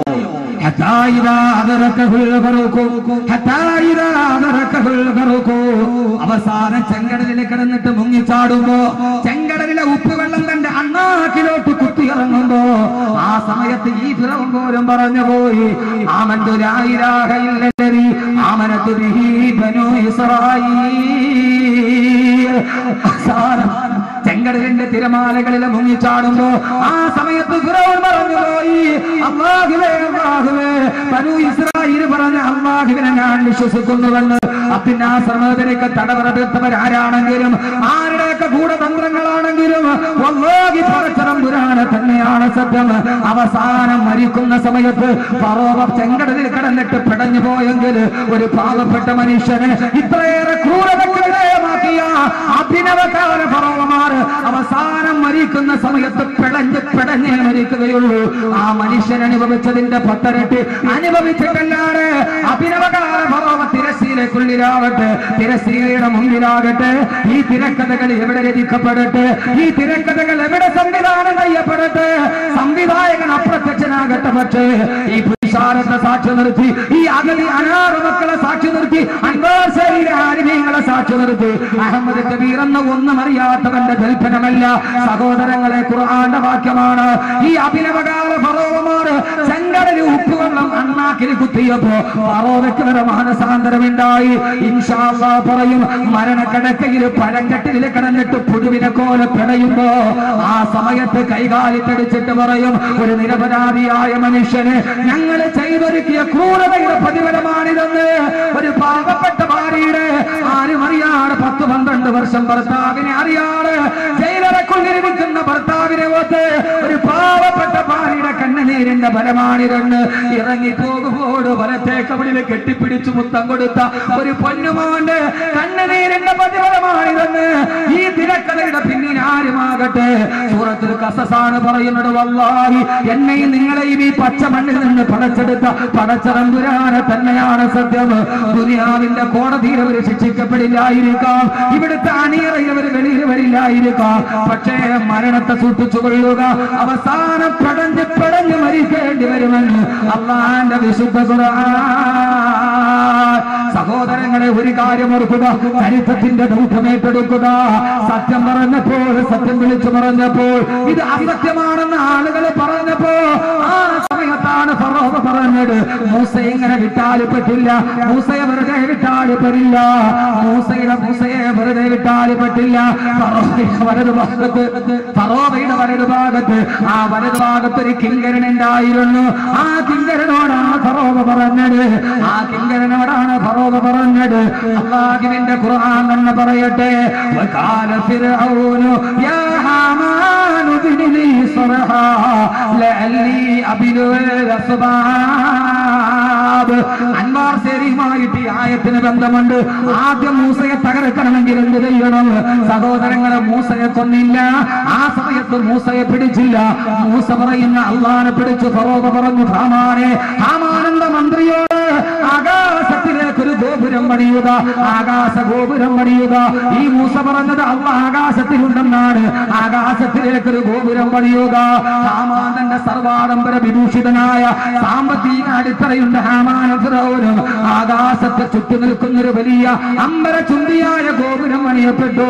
ഫറോവ പറഞ്ഞ ആ മൂസാന്റെ അല്ലാഹനെ ഞാൻ അമ്പെയ്ത് വീട്ടാൻ പോവുകയാണ്, മൂസാടെ അല്ലാഹനെ ഞാൻ കാണിച്ചു കൊടുക്കാം. ആയിരക്കണക്കിന് ആളുകൾ ഒരുമിച്ച് കൂടി അധികാരത്തിന്റെ മത്ത് പിടിച്ച, സമ്പത്തിന്റെ മത്ത് പിടിച്ച ഫറോവ പറഞ്ഞു, അല്ലാഹനെ ഞാൻ കൊല്ലാൻ പോവുകയാണ്. നൂറുകണക്കിന് ആളുകൾ പാരാവാരം പോലെ പരന്നു കിടക്കുന്ന പരശതം പരിവാരങ്ങളുടെ നടുവ് സർവാഡംബര വിഭൂഷിതനായി വില്ലും കുലച്ചുകൊണ്ട് ഫറോവ കയറി ആകാശത്തിന്റെ മുകളിലുള്ള ഗോപുരത്തിലേക്ക്. ആ ഗോപുരത്തിന്റെ ഉച്ചസ്ഥായിലെത്തി ആകാശത്തിന്റെ തമ്പുരാന് നേരെ അസ്ത്രം പ്രയോഗിച്ചു. സാക്ഷാൽ ഫറോവ. സഹോദരങ്ങളെ, ആയിരക്കണക്കിന് ആളുകൾ നോക്കി നിൽക്കുമ്പോ ഫറോവയുടെ അസ്ത്രം ആകാശ സീമകളിലോട്ട് കടന്നുപോയി, ആകാശ സീമകളിലോട്ട് കടന്നുപോയി. പക്ഷേ ഫറോവ ഗോപുരം കുലുങ്ങിയിട്ട് ഫറോവ ചത്തിട്ടില്ല. സഹോദരങ്ങളെ, അറിയുക, അല്ലാഹ് വേണമെങ്കിൽ ആ ഗോപുരം ഒന്ന് കുലുക്കിയാൽ പടച്ചതമ്പുരാന് ഫറോവയെ തള്ളിയിട്ട് കൊല്ലാം. ആളുകളുടെ മുമ്പിൽ പിടഞ്ഞു മരിക്കും. പക്ഷേ ഗോപുരം കുലുങ്ങിയില്ല, ഫറോവ താഴെ വീണില്ല. ഫറോവ അതിന്റെ മുകളിൽ പൊട്ടിച്ചിരിച്ചിട്ട് നിന്നു. നിങ്ങൾ ചിന്തിക്കാത്തതെന്താ? അൻവാസയിലെ ആയിരക്കണക്കിന് അഗതി അനാഥ മക്കള് ഞങ്ങളുടെ ഉസ്താദിനെ മോദിപ്പിക്കണേന്ന് ദുആ ചെയ്യുമ്പോ, ആയിരക്കണക്കിന് ആളുകൾ ദുആ ചെയ്യുമ്പോ എത്ര എത്ര ആളുകൾ കാസർഗോഡ് ഞാൻ പ്രഭാഷണത്തിന് പോയപ്പോ പള്ളിക്ക് വേണ്ടി പൈസ പിരിക്കുകയാണ്, സ്വർണം പിരിക്കുകയാണ്. സ്വർണം ധാരാളം കടന്നു വന്നു. നിങ്ങളുടെ ആഗ്രഹം ഏതാണോ? നിങ്ങളുടെ ജീവിതത്തിൽ ഏറ്റവും വലിയൊരു ആഗ്രഹം ഉണ്ടായിരിക്കും. ആഗ്രഹം പറയ ദുആ ചെയ്യാമെന്ന് പറഞ്ഞപ്പോ സഹോദരങ്ങളെ, കാസർഗോഡ് ജില്ലയിൽ എന്റെ കയ്യിലാണ് വന്നത് 2 പവൻ വീതമുള്ള 2 വള. ഒരു സുന്ദരി പെൺകുട്ടി ഊരിക്കുന്നു. എന്താ അതിന്റെ ആഗ്രഹം എന്നറിയോ? എന്റെ ഉസ്താദിന് വേണ്ടി ദുആ ചെയ്യണം. ഞാൻ ഓർത്തു അവളെ മദ്രസയിൽ പഠിപ്പിച്ച ഉസ്താദായിരിക്കാം, അവളുടെ മദ്രസയിലെ മുഅല്ലിമായിരിക്കാം. ഞാൻ എഴുതി ചോദിച്ചു, ആരാണ് ഉസ്താദ് എന്ന് പറയുക? എനിക്ക് എന്റെ ഭൂമുഖത്തിൽ ഒരൊറ്റ ഉസ്താദേ ഉള്ളൂ. അത് മഅ്ദനി ഉസ്താദാണ്. അത് മഅ്ദനി ഉസ്താദാണ്. നിസ്കാരമില്ലാതെ തലമറക്കാത്ത നടന്ന ഞാൻ മഅ്ദനി ഉസ്താദിന്റെ വഅദ് കേട്ടിട്ടാണ്. സഹോദരങ്ങളെ, കാസർഗോഡ് പ്രസംഗം കഴിഞ്ഞ് ഞാൻ ഇറങ്ങുമ്പോ ഭക്ഷണം കഴിക്കാൻ പോയ വീട്ടിലെ ആ പെൺകുട്ടി എന്നെ കാണാൻ വന്നു. ആ പെണ്ണ് പറഞ്ഞ വാക്കാണ്, ഞാൻ പറഞ്ഞതല്ല.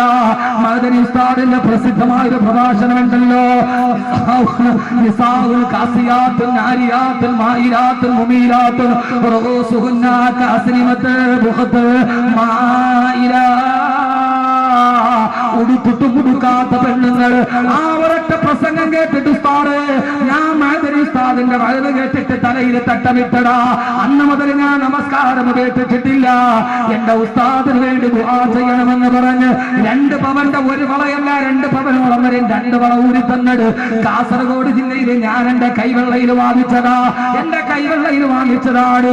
ആയിരക്കണക്കിന് ആളുകൾ ദുആ ചെയ്യുമ്പോ, ആയിരക്കണക്കിന് ആളുകൾ ആമീൻ പറയുമ്പോ, എന്റെ സഹോദരങ്ങളെ, മഅ്ദനി ഉസ്താദ് 2ാമതും ജയിലിൽ പോണെന്ന് ചോദിച്ച സഹോദരങ്ങളെ, ഫറോവയുടെ കാര്യത്തിൽ അല്ലാഹുവിന്റെ താല്പര്യം അങ്ങനെയാ. അവരെ അല്ലാഹു പെട്ടെന്ന് കുലിക്കില്ല. അല്ലാഹു പകേനെ പന പോലെ വളർത്തും. അല്ലാഹുവിന്റെ തീരുമാനം എന്തെന്നറിയോ? സഹോദരങ്ങളെ, നിരാശ വേണ്ട. അൻവാശരിയുടെ പാവപ്പെട്ട മക്കളെ, നിരാശ വേണ്ട. പടച്ചറപ്പിന്റെ ദർബാർ കുലുങ്ങാത്തതെന്ത? നിങ്ങളുടെ ഉസ്താദിനെ മോചിപ്പിക്കാനെന്ത? ഉമർ മുഖ്താറേ, പൊന്നുമക്കളെ, കണ്ണുനീരിന് വിലയില്ലാത്തത് കൊണ്ടല്ല. നിങ്ങളുടെ ഉപ്പയല്ലാഹു പ്രവാചകത്വത്തിന്റെ പരീക്ഷണം പഠിപ്പിക്കുകയാ. പ്രവാചകന്മാരുടെ പ്രവാചകത്വം അവസാനിപ്പിച്ചത് കൊണ്ട് യൂസുഫ് നബിയുടെ ചരിത്രം പഠിപ്പിക്കുകയാ. അല്ലാഹു ഫറോവമാരോട് കാണിക്കുന്നത് എങ്ങനെയാ?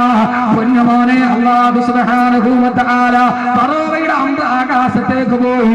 ജിബ്രീലിനോട് അല്ലാഹു പറഞ്ഞു, എന്നെ ലക്ഷ്യമാക്കി അമ്പ് വാങ്ങി വരുന്നത് കണ്ടോ? ജിബ്രീലേ, പിടിച്ചെടുക്കുക.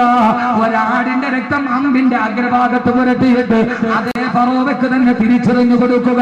സഹോദരങ്ങളെ, അമ്പിന് ആടിന്റെ രക്തം പുരട്ടിയിട്ട് നബി അലൈഹിസ്സലാത്തു വസ്സലാം അസ്ത്രം താഴോട്ടിട്ട് കൊടുത്തു.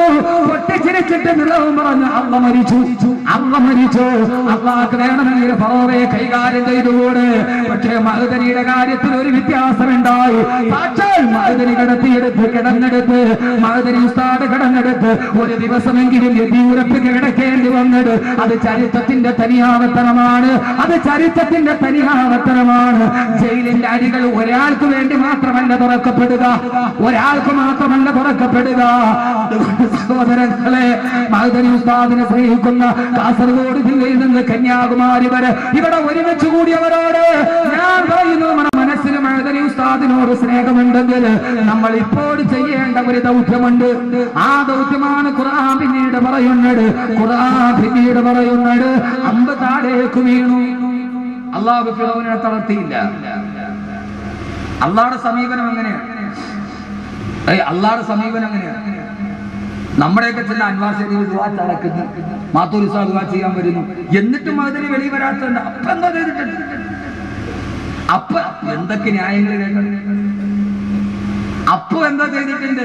ഫറോവ അഹങ്കരിച്ചു, ആളുകളെ കൊന്നടുക്കി. ഇവിടെ അഗതികൾ ദുആ ചെയ്തു, അനാഥകൾ ദുആ ചെയ്തു, മാത്തൂർ ഉസ്താദ് ദുആ ചെയ്യുന്നു, ഞാൻ ദുആ ചെയ്യുന്നു, നിങ്ങൾ ദുആ ചെയ്യുന്നു. നമ്മളാരും ഒരു പ്രവാചകന്റെ ദുആയോളം എത്തൂലല്ലോ. എത്തുവോ? ഒരു പ്രവാചകന്റെ ദുആയോളം നമ്മുടെ ദുആ എത്തുവോ? അതതിനേക്കാളും വലിയ ആളുകളുണ്ട്. ഇപ്പൊ അങ്ങനെയാണ്, എല്ലാവരും വലിയ മഹാനാകുന്ന ആളുകളാണ്. അവനവൻ അവനവനെ തന്നെ മഹാനാകും. ചില ആളുകൾ പറഞ്ഞറിയാം, ഞാൻ ഇത്ര മഹാനാകുമെന്ന് ഞാൻ തന്നെ ചിന്തിച്ചിരുന്നില്ല. അങ്ങനെ അവനവൻ സ്വയം മഹാനാകുന്ന കാര്യമാണ്. മഹാന്മാരുടെ ഒരു വലിയ പഠനം, അവനവൻ തന്നെ അവനവനെ മഹാനാക്കും. ആ കാലഘട്ടത്തിലാണ് സഹോദരങ്ങളെ ഫറോവ അഹങ്കരിച്ചു. ഫറോവ അഹങ്കരിച്ചു. അള്ളാഹ് പറഞ്ഞു വളരട്ടെ, അവൻ അങ്ങനെ വളരട്ടെ. എവിടം വരെ പോകും നമുക്ക് നോക്കാം. എവിടം വരെ പോകുമെന്ന് നോക്കാം. എന്റെ പ്രിയപ്പെട്ട സഹോദരങ്ങളെ, ഫറോവയ്ക്കെതിരെ ദുആ ചെയ്തതാരാ? മൂസാ നബി. മൂസാ നബിക്ക് ആമീൻ പറഞ്ഞാരാ? ഹാറൂൻ നബി. ദുആ ചെയ്തൊരു നബി, ആമീൻ പറഞ്ഞ വേറെ നബി. റബ്ബനാ ഇന്നക ആതൈത ഫിർഔന വമലഅഹു സീനതൻ വഅംവാലൻ ഫിൽ ഹയാത്തി ദുനിയാ. ബഹുമാനായ മത്തൂർ ഉസ്താദ് അല്ലാഹു ആരോഗ്യത്തോടുകൂടിയുള്ള ദീർഘായുസ്സ് നൽകുമാറാകട്ടെ. സദസ്സിലേക്ക് കടന്നു വരികയാണ്. ഒരു അനിവാര്യം പോലെ, അനുഗ്രഹം പോലെ, ഈ ആശയത്തിന്റെ, ഈ ഏറ്റവും വലിയ ആദർശത്തിന്റെ പരിവേഷം പോലെ അല്ലാഹുവേ ദുആയ്ക്ക് ഇജാബത്തുള്ള സൂഫി ചക്രവാളത്തിലൊരു നിത്യ സാന്നിധ്യമായി അല്ലാഹുവേ നീ ആരോഗ്യത്തോടുകൂടിയുള്ള ദീർഘായുസ്സ് നൽകണേ തമ്പുരാനെ.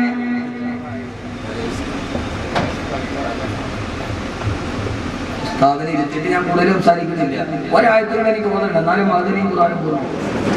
അനുസരണോടെ മുമ്പോട്ട് കയറി വന്നവർ അള്ളാഹു ജീവിതത്തിലും എല്ലാ ഇൻഷാ അല്ലാഹ് ഈ ദുആയും അള്ളാഹു എല്ലാ പ്രയാസങ്ങളും മാറ്റിത്തരട്ടെ. അള്ളാഹു എല്ലാ ബുദ്ധിമുട്ടുകളും മാറ്റിത്തരട്ടെ. ബഹുമാന ഉസ്താദ് അവരുടെ ദുആ നമുക്ക് ഏറ്റവും ഒരു അമൂല്യമായ സമ്പത്താണ്. എനിക്ക് വളരെയേറെ പരിചയമുള്ള, ഞാൻ അയത്തിന് ഖിദ്മത്തിലാണ് ഉസ്താദിനെ ആദ്യമായിട്ട് കാണുന്നത്. ഉസ്താദിന്റെ പല കാര്യങ്ങളും എൻ്റെ ജീവിതത്തിൽ വളർന്നിട്ടുണ്ട്. അടുത്തൊരു കാര്യം കൊണ്ട് എനിക്ക് ഉസ്താദ് പറയാനുണ്ട്, അത് ഞാൻ രഹസ്യമായിട്ട് പറഞ്ഞു. ഉസ്താദ് പറഞ്ഞ കാര്യമൊക്കെ എനിക്ക് പറഞ്ഞിട്ടുണ്ട്. എന്റെ ജീവിതത്തിലെ അനുഭവമാണ്, അതിനപ്പുറത്തേക്ക് പറയാൻ അനുഭവമാണ്. സലീൽ മുജരി ഭവനാത്ത സലീൽ ഹക്കീം. ഉസ്താദ് അയത്തിൽ വരുമ്പോൾ എൻ്റെ ഭാര്യ ഗർഭിണിയാണ്. നമ്മൾ ഉസ്താദ് ഒരു ആൺകുട്ടിയാവണം. ഉസ്താദ് അന്ന് പറഞ്ഞു അൽഹംദുലില്ലാ ആൺകുട്ടിയാണ്. രണ്ടും ആൺകുട്ടിയാണ്, ഒന്നല്ല രണ്ട്. ഇനി അടുത്ത് ഞാൻ ഉസ്താദിന് വേറെ സ്വകാര്യം പറയാനുണ്ട്. അപ്പോൾ വായിച്ചു എൻ്റെ പ്രിയപ്പെട്ട സഹോദരങ്ങളെ, അതുകൊണ്ട് എനിക്ക് വളരെയേറെ ഞാൻ ധാരാളം ഉസ്താദിൻ്റെ ദിക്ർ ഹൽക്കയിലൊക്കെ ഞാൻ പട്ടാമ്പി ഭാഗത്തൊക്കെ ധാരാളം ഭാഗത്തിന് പോയിട്ടുണ്ട്. അവിടെയൊക്കെ ഉസ്താദിനെ ഒന്ന് മുസാഫിക്കാനുണ്ടാകുന്ന തിരക്ക് ഞാൻ കണ്ടിട്ട് അസൂയോടെ ഞാൻ നോക്കി നിൽക്കും. നമ്മൾ മഹാനല്ലാത്തത്. അങ്ങനെ ദുആ ചെയ്തു. ആരാ ദുആ ചെയ്തത്? മൂസാ നബി. ആമീൻ പറഞ്ഞത് ഹാറൂൻ നബി. അങ്ങനെ ഒരു ദുആ ശരി നടക്കൂല, എല്ലാവരും നടക്കില്ല. ربنا إنك آتيت فرعون وملأه أموالا وزينة بالحياة الدنيا ربنا اطمس على أموالهم واشدد على قلوبهم فلا يؤمنوا حتى يروا العذاب الأليم. മൂസാ നബി ദുആ ചെയ്യുകയാണ്, അല്ലാഹുവേ അല്ലാഹുവേ അല്ലാഹുവേ ഫറോവയ്ക്കും മന്ത്രിമാർക്കും നീ എത്രയോ സമ്പത്താണ് വാരിക്കോരി കൊടുത്തത്. അവർക്ക് നീ അധികാരം കൊടുക്കുന്നു, അവർക്ക് നീ സമ്പത്ത് കൊടുക്കുന്നു. അതിന്റെ പേരിൽ അവരെന്നെ വല്ലാതെ ഉപദ്രവിക്കുകയാണ്. അതുകൊണ്ട് അല്ലാഹുവേ ഫറോവെ അവന്റെ സമ്പത്തോടുകൂടി നീ നശിപ്പിച്ച് കളയണേ അല്ലാഹ്. ശരീരത്തിന് സമാധാനത്തിനു വേണ്ടി ആയിരക്കണക്കിന് ദുആ സമ്മേളനത്തിന് പങ്കെടുത്തിട്ട് എന്താ ദുആ സ്വീകരിക്കാത്തതെന്താ? ഇനി ഞാൻ പോണില്ലാന്ന് കരുതുന്നവരുണ്ട്. സഹോദരങ്ങളെ, ആരാ ദുആ ചെയ്യുന്നതെന്നറിയോ? ഗഗനലോകത്ത് നിന്ന് ദിവ്യബോധനത്തിന്റെ വെളിപാടുമായി കടന്നു വരുന്ന ജിബ്രീൽ അലൈഹിസ്സലാത്തു വസ്സലാം ഏത് ശരീരത്തിലാണോ വിയർപ്പ് കണങ്ങൾ ഒരുമിച്ച് കൂടിയത്, ആകാശവുമായി നേരിട്ട് ബന്ധമുള്ള സീനാ പർവ്വതത്തിന്റെ മുകൾ ഭാഗത്ത് പടച്ചറപ്പുമായിട്ട് നേരിട്ട് സംസാരിച്ച ബഹുമാനപ്പെട്ട കലീമുല്ലാഹി മൂസാ. ആമീൻ പറയുന്നത് ഹാറൂൻ നബിയാണ്. അല്ലാഹു മറുപടി കൊടുത്തു, മൂസാ ഞാൻ പറയുന്നതല്ല, ഖസസ് ഓതുക, സൂറത്ത് യൂനുസ് ഓതുക. ഖാലഖദ് ഉജീബ ദഅവതകുമാ ഖാലഖദ് ഉജീബ ദഅവതകുമാ. ഓ മൂസാ, ഹാറൂൻ നബിയെ, നിങ്ങളുടെ രണ്ടുപേരുടെയും ദുആ സ്വീകരിച്ചിരിക്കുകയാണ്. ഈ ഫറോവയെ തകർക്കാൻ പോവുകയാണ്. അല്ലാഹു പറഞ്ഞു, നിങ്ങളുടെ ദുആ ഞാൻ സ്വീകരിച്ചിരിക്കുന്നു. പക്ഷേ സഹോദരങ്ങളെ, മൂസാ നബി ദുആ ചെയ്തിട്ട് പിറ്റേ ദിവസം ഫിറഔൻ ചത്തില്ല, പിറ്റേ ദിവസവും ചത്തില്ല, അടുത്ത മാസവും ഫിറഔൻ ചത്തില്ല, അടുത്ത വർഷവും ഫിറഔൻ ചത്തില്ല. മൂസാ നബി ദുആ ചെയ്തിട്ട് വീണ്ടും 40 വർഷം കൂടി ലോകത്ത് ജീവിച്ചു ഫിറഔൻ. 40ാമത്തെ വർഷത്തിലാണ് ഫറോവ ചെങ്കടലിൽ മുക്കിച്ചെത്തു പോയത്. അല്ലാഹു ദുആ ചെയ്താൽ ഉടനെ നാളെ രാവിലെ അനുഭവിക്കും. അനുകൂല തീരുമാനമല്ല. പ്രവാചകന്മാരുടെ കാര്യത്തിൽ പോലും അതുണ്ടായിട്ടില്ല. അതുകൊണ്ട് നമുക്കെന്താ ചെയ്യാൻ കഴിയുന്നത്? അല്ലാഹുവോട് ദുആ ചെയ്യുക, അല്ലാഹുവോട് ദുആ ചെയ്യുക. അല്ലാഹുവേ അല്ലാഹുവേ അല്ലാഹുവേ കബ് സേ കടി ഹൈ അറബ് ഉമ്മീദ് കേ സഹാരെ മേരാ ദിൽ ന ജാനെ മേനെ കിസി തരഹ് സെ പുകാരെ. അല്ലാഹുവേ കബ് സേ കടി ഹൈ അറബ്, എത്ര നാൾ കൊണ്ട് നിന്റെ മുമ്പിൽ ഒരു യാചകർ പോലെ അല്ലാഹുവേ ഞങ്ങൾ തേടുന്നു തമ്പുരാനെ, ഞങ്ങളുടെ മഅ്ദിനി ഉസ്താദിന് വേണ്ടി. അല്ലാഹുവേ ഇനി ഞങ്ങൾക്കറിയില്ല, ഞങ്ങൾക്കിനി അറിയില്ല കിസി തറഹ് സെ പുകാരെ, എവിടെയാണ് ഇനി മുട്ടേണ്ടതെന്ന്, ആരോടാണ് പറയേണ്ടതെന്ന് പരമോന്നത കോടതി പോലും ധരിച്ചു നിൽക്കുമ്പോ ഞങ്ങൾക്കറിയില്ല. അല്ലാഹുവേ നമ്മുടെ മാനസികാവസ്ഥ ഇതാണ്. കിസി തറഹ് സെ പുകാരെ, ഇനി എവിടെയാണ് പറയേണ്ടത്? ഏത് വാതിലാണ് മുട്ടേണ്ടത്? അവിടെ നമുക്കറിയാം, മേരാദിൽ അബീലാസിം ജാത്താകെ തേരി റഹ്മക്കാന. എന്റെ മനസ്സിന് നന്നായിട്ടറിയാം ഇപ്പോൾ വേണ്ടത് ഒരേ ഒരു കാര്യമാണ്, തേരി റഹ്മക്കാന, നിന്റെ കരുണയുടെ ഭക്ഷണം, നിന്റെ കരുണ, നിന്റെ കരുണ. ആ കരുണ വിശാലമാണല്ലോ അല്ലാഹുവേ. ആ കരുണയിൽ നിന്ന് ഞങ്ങളെ നിരാശരായിട്ടില്ല അല്ലാഹുവേ. ഇബ്ലീസിന് പോലും കരുണ കൊടുത്തു തമ്പുരാനെ, ഇബ്ലീസിന് പോലും അല്ലാഹു കരുണ കാണിച്ചിട്ടുണ്ട്. അള്ളാന്റെ കാരുണ്യം എന്താണ്? ശൈത്താനോട് പോലും അല്ലാഹു കാരുണ്യം കാണിച്ചിട്ടില്ലേ? ശൈത്താൻ പറഞ്ഞു അല്ലാഹുവിനോട്, അല്ലാഹുവേ നിന്റെ മനുഷ്യര് ഭൂമിയിൽ വന്നാൽ ലാ തൂദന്ന ലഹും സിറാത്തക്കൽ മുസ്തഖീം, നിന്റെ അടിമകളെ ഞാൻ പിഴപ്പിക്കും അല്ലാഹുവേ. അല്ലാഹു പറഞ്ഞു നീ പിഴപ്പിച്ചോ. അപ്പോഴാണ് പിശാചിന് സന്ദേഹം, അല്ലാഹുവേ അതിനു മുമ്പ് നീ എന്റെ റൂഹിനെ പിടിച്ചാലോ, ലോകാവസാനം വരെ അവരെ പിഴപ്പിക്കാൻ എനിക്ക് കഴിയാതിരുന്നാലോ. അതുകൊണ്ട്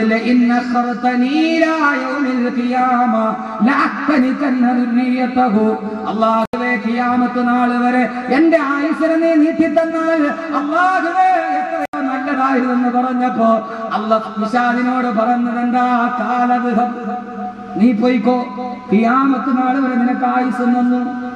ശൈത്താനോട് അല്ലാഹു കരുണ കാണിച്ചു. നീ എന്റെ മക്കളെ പഠിപ്പിക്കല്ലേ, പോയി പഠിപ്പിച്ചു, നിന്റെ റൂഹ് ഞാൻ പിടിക്കില്ല. അള്ളാഹുടെ കരുണ അത്രയ്ക്ക് വിശാലമാണ്. അള്ളാഹു കരുണ നമുക്ക് തരട്ടെ. അള്ളാഹു കരുണ മഅ്ദിനി ഉസ്താദിനും കൊടുക്കട്ടെ. അള്ളാഹു ജയിൽ മോചനം നൽകി അനുഗ്രഹിക്കട്ടെ. സഹോദരങ്ങളെ, ആമീൻ പറയൽ മാത്രമാണോ നമ്മുടെ കടമ? ആമീൻ പറയൽ മാത്രമാണോ നമ്മുടെ കടമ? മഅ്ദിനിയെ സ്നേഹിക്കുന്ന മഅ്ദിനി ഉസ്താദിനെ അറസ്റ്റ് ചെയ്തു കൊണ്ടുപോകുമ്പോൾ അന്ന് ഏതാണ്ട് ഈ അൻവാർ ശരീഫ് ദിവസങ്ങളോളം നോമ്പായിരുന്നു. എല്ലാവരും നോമ്പല്ലാതിരുന്നിട്ട് നോമ്പ് പിടിച്ച, പിരിഞ്ഞു പോകാനൊരു വൈമനസ്യം പോലെ, തങ്ങളുടെ മനസ്സിൽ സൃഷ്ടിച്ച മൺചരാത് പോലെ. അതൊരു മനുഷ്യനാണ്, അതൊരു മനുഷ്യനാണ്. ആ മനുഷ്യന്റെ ഒരു വല്ലാത്ത വികാരം മനസ്സിൽ സൂക്ഷിച്ച് മഅ്ദിനി ഉസ്താദിനെ അറസ്റ്റ് ചെയ്യുമ്പോൾ വിങ്ങിപ്പൊട്ടി ഈ മതിലിന്റെ വെളിഭാഗത്ത് കാത്തുനിന്ന നൂറുകണക്കിന് ആയിരക്കണക്കിന് ആളുകൾ അവർ തീവ്രവാദികളല്ല, അവർ ഏതെങ്കിലും ഒരു രാഷ്ട്രീയ പാർട്ടിയുടെ മാത്രം ആളുകളായിരുന്നില്ല. ആയിരക്കണക്കിന് വാക്കുകൾ കേട്ട് മനസ്സിൽ ജീവിതത്തിൽ മാനസാന്തരം ഉണ്ടായി കണ്ടുവിടുന്ന കുറെ സ്നേഹിതരായിരുന്നു. പാർട്ടി പ്രവർത്തകർ മാത്രമായിരുന്നില്ല. ആ ഒരു സ്നേഹം യാഥാർത്ഥ്യമാകണമെങ്കിൽ നമ്മുടെ മഅ്ദിനി ഉസ്താദ് ജയിലിലാണ്. നമുക്ക് ചെയ്യേണ്ട ഒരൊറ്റ ധർമ്മമുണ്ട്. ആ ധർമ്മം പറഞ്ഞ് ഉസ്താദിനെ വിട്ടുകൊടുത്ത് ഞാൻ അവസാനിപ്പിക്കാം. ഇൻഷാ അല്ലാഹ് മഅ്ദിനിയും ഖുർആനും ഇവിടെ പൂർണ്ണമാകും. യഥാർത്ഥത്തിൽ ഇതേ അവസ്ഥയാണ് മഅ്ദിനിക്കുണ്ടായത്. മൂസാ നബി ഇത് പറഞ്ഞപ്പോൾ ഫിർഔൻ പറഞ്ഞു, ഒരു കാര്യം ചെയ്യാം, മൂസയെ നമുക്ക് കൊല്ലാം. എന്ത് ചെയ്യാം? മൂസേ وقال فرعون ذروني أقتل موسى وليدعو ربه. ഫറോവ രാജസിംഹാസനം വിളിച്ചുകൂട്ടി. എന്നിട്ട് പറഞ്ഞു, ദറൂനി അഖ്തുലു മൂസ, ആ മൂസയുടെ തല വെട്ടുക, ആ മൂസയുടെ തല വെട്ടുക. ആ സന്ദർഭത്തിൽ ഖുർആൻ പറയുന്നൊരു ദൗത്യമുണ്ട്. എന്റെ പ്രിയപ്പെട്ട സഹോദരങ്ങളെ, നമുക്കതിന് കഴിയേണ്ടതുണ്ട്. അല്ലാഹു തൗഫീഖ് നൽകട്ടെ. ഞാൻ ആ ദൗത്യം പറഞ്ഞു തരാം. ഇൻഷാ അല്ലാഹ് ചെയ്യാൻ നിങ്ങൾ തയ്യാറാണ്? ഞാൻ തയ്യാറാണ്. ഇത് അല്ലാഹ് ആവശ്യപ്പെടുന്നതാണ്. മഅ്ദിനി ഉസ്താദിനോട് സ്നേഹമുണ്ടെങ്കിൽ ആ ദൗത്യം ഞാൻ പറഞ്ഞു തരാം. ഞാൻ നിങ്ങളെ പഠിപ്പിക്കാൻ വന്ന സൂപ്പർവൈസർമാരൊന്നുമില്ല, എന്നെക്കാളും വലിയ പണ്ഡിതന്മാരാണ് ഇരിക്കുന്നത്. ഞാനിവിടെ വരാൻ ഈ അൻവാർ ശരീഫ് വലിയ സ്ഥാപനമാണ്. ലോക പ്രശസ്തമായ ഹിന്ദു പത്രത്തിന്റെ എഡിറ്റോറിയൽ ബോർഡിൽ പോലും ഈ അൻവാർ ശരീഫിൽ നിന്ന് ഫാരിഗികളായ വിദ്യാർത്ഥികളുണ്ട്. കേരളത്തിലെ ഒരു കലാലയത്തിനും എത്തിപ്പിടിക്കാൻ കഴിയാത്തത് എത്തിപ്പിടിക്കാൻ കഴിഞ്ഞു എന്നത് അൻവാർ ശരീഫിയുടെ ഗുണമാണ്. പക്ഷെ ഈ ശബ്ദ കോലാഹലങ്ങളുടെ ഇടയിൽ അത് ആരൊക്കെയോ വിസ്മരിച്ചു പോയി, അല്ലെങ്കിൽ ആ ശബ്ദം ഉയർന്നു കേട്ടില്ല എന്നതാണ്. ഞാനിവിടെ എത്താൻ തന്നെ ഒരു കാരണം നിങ്ങൾക്ക് എല്ലാവർക്കും അറിയാം. ഈ അടുത്ത സമയത്ത് എനിക്ക് തിരക്ക് കൂടുതലാണ്. പക്ഷേ എൻ്റെ മഹലിലെ ഇമാം അൻവാർ സീൽ ബാരിക അബ്ദുൽ മജീദ് ഒമാനി മുദ്രിയാണ്. എൻ്റെ മഹലിലെ ഇമാം മഅ്ദനി ഉസ്താദിന്റെ ശിഷ്യനാണ്. ആ ഒരു ബന്ധം കരാളുകോണം അബ്ദുൽ മജീദ് ഒമാനി അദ്ദേഹമുണ്ട്. അദ്ദേഹം MA.MPhil-ആണ്. ദുനിയാവും ആഖിറവും ഒന്നിച്ചെടുത്ത ഒരു സമൂഹത്തെ വാർത്തെടുക്കാൻ ഈ സ്ഥാപനത്തിന് കഴിഞ്ഞു. അതൊക്കെ ഇതിന്റെ അജണ്ടയുടെ പുറകിലുണ്ടോ എന്ന് ചിന്തിക്കേണ്ടതുണ്ട്. അതുകൊണ്ടാണ് ഫിർഔൻ ആദ്യം മൂസയെ വിളിച്ചത് അള്ളാനെ കൊല്ലാനാണ് പോയത്. അതുകൊണ്ടാണ് അൻവാർ ശേരിയിൽ ആദ്യം ഉണ്ടായത്. ആദ്യം മഅ്ദനി ഉസ്താദിനല്ല വിളിച്ചത്, അൻവാർ ശേരിയാണ് വിളിച്ചത്. ഫിർഔൻ ചെയ്തതെല്ലാം അഭിനവകാല ഫറോവമാർ അപ്പടി ആവർത്തിക്കപ്പെടുന്നു. അതാണ് ചരിത്രത്തിന്റെ യാഥാർത്ഥ്യം. എന്റെ പ്രിയപ്പെട്ട സഹോദരങ്ങളെ, അൻവാർ ശേരി അത്രയും വലിയ മഹത്തായ ഒരു സ്ഥാപനമാണ്. എത്രയോ ആളുകൾ വക്കീൽമാരുണ്ട്, അഡ്വക്കേറ്റുമാരുണ്ട്. അഡ്വക്കേറ്റ് സിറാജ് മഅ്ദനിയുടെ കേസിൽ ബാധിക്കുന്ന സിറാജ് കാഞ്ഞിരം അല്ലെ, അഡ്വക്കേറ്റ് സിറാജ് കാഞ്ഞിരം മറ്റും. ഇതൊന്നും ഇവരെന്നെ കൊണ്ട് പറഞ്ഞ് പറയിപ്പിച്ചതല്ല. ഞാൻ ഒരാൾ പറഞ്ഞാൽ അങ്ങനെ പറയുന്ന ആളാണ്. എനിക്ക് ഇച്ചിരി അഹങ്കാരം കൂടുതലാണ്. അള്ളാഹു മാറ്റി തന്നെ. മറ്റൊരാൾ എന്തായാലും ഇങ്ങോട്ടോ ഞാൻ തിരിച്ചങ്ങോട്ടോ അങ്ങനെ ഒരു ചെറിയൊരു ദുസ്വഭാവം എനിക്കുണ്ട്. ഇതാരും പറയുന്നതല്ല, വെളിയിൽ നിന്ന് നോക്കുന്ന ഒരു നിഷ്പക്ഷമതിയോ പക്ഷപാതിത്വമില്ല, അമിതത്വമില്ല, അതിമിതത്വവുമില്ല. അമിതത്വമില്ല, അതിമിതത്വമില്ല. പക്ഷെ ഉള്ളത് വിളിച്ചു പറയാൻ ഒരു മടിയുമില്ല. ചന്ദ്രശേഖർ കൊല്ലത്ത് അരീഷ് ഷുക്കൂർ കൊല്ലത്ത് ചെയ്യപ്പെട്ടതിൽ അന്ന് ഞാൻ തലശ്ശേരി ചൊക്ലി എന്ന് പറഞ്ഞ ആളാണ്. ഇപ്പൊ ചന്ദ്രശേഖരെ കൊന്നിട്ട് ആളുകൾ പ്രതികൾ താമസിക്കുന്ന തലശ്ശേരി ചൊക്ലിയിലാണ്. കഴിഞ്ഞ ദിവസം ഞാൻ അവിടെ പോയി പ്രസംഗിച്ചിട്ട് വന്നുള്ളൂ. കൊലപാതക രാഷ്ട്രീയത്തിനെതിരെ 55 മിനിറ്റ് ശ്വാസം വിടാന്ന് പറഞ്ഞു. കൊലപാതക രാഷ്ട്രീയത്തിനെതിരെ ശ്വാസം വിട്ടില്ല, വിടാതിരുന്ന പേടി കൊണ്ടാണ്. 55 മിനിറ്റ് വിടാതിരുന്നത് പേടി കൊണ്ടാണ്. വിട്ടുപോയാൽ തീർന്നില്ലേ സഹോദരങ്ങളെ? അതുകൊണ്ട് ഞാൻ പറയുന്ന അഡ്വക്കേറ്റ് സിറാജ് കാഞ്ഞിരം മറ്റും വക്കീൽമാരുണ്ട്, ഡോക്ടേഴ്സ് ഉണ്ട്. ഹിന്ദു പത്രത്തിന്റെ എഡിറ്റോറിയൽ ബോർഡിൽ പോലും ഈ ഒരു സ്ഥാപനത്തിന്റെ മൊത്തത്തിയിട്ടുണ്ടെങ്കിൽ അത് ഏറ്റവും അഭിമാനകരമാണ്. അള്ളാഹു നൽകി തരട്ടെ. ആ ഒരു വ്യത്യാസം, സാധാരണ പണ്ഡിതന്മാരെന്നുള്ള ഒരു വ്യത്യാസം ഞാൻ ഇരുത്തിക്കൊണ്ട് പറയുന്നില്ല. യഹുസ് ഖുറാബല വജിഹിൽ മുദ്ദാഹിൽ, അമിത പ്രശംസ നടന്നവരുടെ മുകളിൽ മണൽ വാരി എറിയണമെന്നാണ്. അബ്ദുൽ മജീദ് ഒമാനി എൻ്റെ മഹലിലെ, ഞാനവിടെ 6 വർഷം ഇമാമായിരുന്ന ആളാണ്. അവിടെയാണ് ഞാനിപ്പോൾ താമസിക്കുന്നത്, കാരാളി പോണത്. അവിടെ ഇമാമാണ്. അദ്ദേഹം ആ മഹലിലെത്തിയതിനു ശേഷമുള്ള മഹലിന്റെ മാറ്റം വല്ലാത്തൊരു മാറ്റമാണ്. ഞാൻ ഇന്നലെ അവിടെ പ്രസംഗിക്കുകയാണ്. ഞാൻ അവിടെ വെച്ച് പറഞ്ഞതാണ് ഒരു മാറ്റം. അവിടുത്തെ യുവാക്കളുടെ ഇടയിലേക്ക് ഇറങ്ങിച്ചെന്ന്, സാധാരണക്കാരുടെ ഇടയിലേക്ക് ഇറങ്ങിച്ചെന്ന് അവരെ മുഴുവൻ ഒരുമിച്ച് കൂട്ടി ഒരിക്കലും പള്ളിയിൽ കയറില്ല എന്ന് വിചാരിച്ചവരെ പോലും ചുരുങ്ങിയ മാസം കൊണ്ട്, ഒരു 6 മാസമായിട്ടുണ്ടോ, 6 മാസമായിട്ടുണ്ടോ അല്ലേ? ഞാൻ ആഴ്ചയിൽ ഒരു ദിവസം കിട്ടിയിട്ടുണ്ടാവും. കാരണം എനിക്കറിഞ്ഞൂടെ. 6 മാസമായി അവിടെ നിന്നിട്ട് 6 മാസം കൊണ്ട് ആ മഹലിൽ ഞാൻ 6 വർഷം ഇരുന്നിട്ട് നടക്കാത്ത അദ്ദേഹത്തെ കൊണ്ട് നടത്താൻ എത്രയോ ചെറുപ്പക്കാർ. ഇന്നലെ ഞങ്ങളവിടെ ഒരു ഓഡിറ്റോറിയത്തിന്റെ 1 കോടി രൂപ നിലവിച്ച് ഒരു ഓഡിറ്റോറിയത്തിന്റെ ഉദ്ഘാടനം റഷീദ് നിശാബ്ദം നിർവഹിച്ചു. അതിന്റെ സമാന പ്രസംഗത്തിൽ ഞാൻ പ്രസംഗിക്കുമ്പോൾ നാട് മുഴുവൻ ഒരു ഉത്സവ ലഹരിയിലാണ്. അദ്ദേഹത്തെ കൊണ്ട് അത് സാധിപ്പിച്ചു എന്നത് മഅ്ദനി ഉസ്താദിന്റെ ശിക്ഷണത്തിന്റെ, ഈ സ്ഥാപനത്തിന്റെ ഏറ്റവും വലിയ ഒരു ബറക്കത്താണ്. അത് അനുഭവിക്കുന്നുണ്ട് നാം. അള്ളാഹു അദ്ദേഹത്തിന് ആരോഗ്യത്തിന് ദീർഘായുസ്സ് നൽകി അനുഗ്രഹിക്കുമാണ്. ആ ഒരു ബന്ധം ഉസ്താദ് അൻവാർ ശേരി, പിന്നെ ചേലക്കൽ ഉസ്താദ്, ഞങ്ങൾ രണ്ടുപേരും ഒരേ ഉസ്താദിന്റെ ശിഷ്യന്മാരാണ്. അള്ളാഹു സുബ്ഹാനഹു വ തആല അദ്ദേഹം വിളിച്ചിട്ട് വരണമെന്ന് പറഞ്ഞപ്പോൾ ഇന്നലെയാണ് ഞാൻ പ്രസംഗിക്കേണ്ടിരുന്നത്. എൻ്റെ മഹലിൽ ഒരു പരിപാടിയുടെ ഇന്നത്തേക്ക് മാറ്റിയെന്ന് മാത്രമാണ്. അതുകൊണ്ട് ആ സ്നേഹം അള്ളാഹു നിലനിർത്തി തരട്ടെ. ഈ സ്ഥാപനത്തിൽ നിന്ന് ഇറങ്ങുന്നത് മുത്താണ്. അത് തിരിച്ചറിയാൻ നമുക്ക് കഴിയണം. പക്ഷെ മഅ്ദനി എന്ന് പറയുന്ന ഒരു തീവ്രവാദ സിംബലിന്റെ മുമ്പിൽ നമ്മൾ ഇതൊക്കെ അറിയാതെ പോവുകയാണ്. അങ്ങനെ ഒന്ന് പ്രൊജക്റ്റ് ചെയ്ത് കാണിക്കുകയാണ്. അന്ന് പ്രൊജക്റ്റ് ചെയ്ത് കാണിക്കാൻ തീവണ്ടിക്ക് അകത്ത് യാത്ര ചെയ്യുന്നവൻ അറിയില്ല തീവണ്ടിയുടെ വലിപ്പം. ഇതിന് വലിയ ചക്രമുണ്ടെന്നും ഇതിന് ഇത്രയും നീളമുണ്ടെന്നും അവൻ അറിയില്ല. അവൻ ആകെ അറിയുന്ന അവരുടെ കമ്പാർട്ട്മെന്റ് മാത്രമാണ്. യഥാർത്ഥത്തിൽ അതാണ് അൻവാർ ശേരിയുടെ മുമ്പിൽ നമ്മൾ. അള്ളാഹു സുബ്ഹാനഹു വ തആല സ്ഥാപനത്തിന് അള്ളാഹു സുബ്ഹാനഹു വ തആല അവസാനം വരെ നിലനിർത്തി തരുമാറാണ്. അങ്ങനെ കുറെ ബന്ധങ്ങൾ എനിക്ക് അൻവാർ ശേരിയുമായിട്ടുണ്ട്. ഞങ്ങൾ രണ്ടുപേരും ചിലപ്പോൾ ഉസ്താദ് ഞാനും ഒരേ ഉസ്താദ് ശിഷ്യന്മാരാണ്. ഷെയ്ഖുന കോയ ഉസ്താദ് അവர்கள் അള്ളാഹു ആരോഗ്യത്തിന് ദീർഘായുസ്സ് നൽകി അനുഗ്രഹിക്കുമാറാകട്ടെ. നിങ്ങൾ രണ്ടുപേരും ബാക്കിയാത്തിലെ സഹപാഠികളാണ്. അപ്പോ ഈ ഒരുമിച്ച് കൂടൽ യാഥാർത്ഥ്യമാകണം. അള്ളാഹുവിന്റെ ഖുർആൻ ഇപ്പോൾ മഅ്ദനിയുടെ കാര്യത്തിൽ നമ്മൾ ചെയ്യേണ്ട ഒരു കാര്യമുണ്ട്. ഇൻഷാ അല്ലാഹ് ഞാൻ പറയാം, പക്ഷെ ചെയ്യാവോ? ഉറക്കെ പറയും ഇൻഷാ അല്ലാഹ്. 2 സൈസ് ഉണ്ട്. ഞാൻ പറഞ്ഞല്ലോ ഖുർആൻ എനിക്കൊരു ഇഷ്ടപ്പെട്ട വിഷയമാണ് ഖുർആൻ. ഒന്ന് ഇൻഷാ അല്ലാഹ് ഇസ്രായേലി, ബനു ഇസ്രായേൽ പറഞ്ഞ ഇൻഷാ അല്ലാഹ്. മൂസാ നബി ചോദിച്ചു ചുമന്ന പശുവിനെ കൊണ്ടുവരാൻ. അപ്പൊ ബനു ഇസ്രായേൽ പറഞ്ഞു സൂറത്തുൽ ബഖറ ഇന്നാ ഇൻഷാ അല്ലാഹുവിന്റെ മുഖത്തത് നോക്കട്ടെ, കിട്ടിയ കൊണ്ടുവരാം. നോക്കട്ടെ, നടന്നൊക്കെ നോക്കിയിട്ട് എവിടെയും കിട്ടിയ പിന്നെ ഇൻഷാ അല്ലാഹുവിന്റെ മുഖത്ത് കൊണ്ടുവന്നു.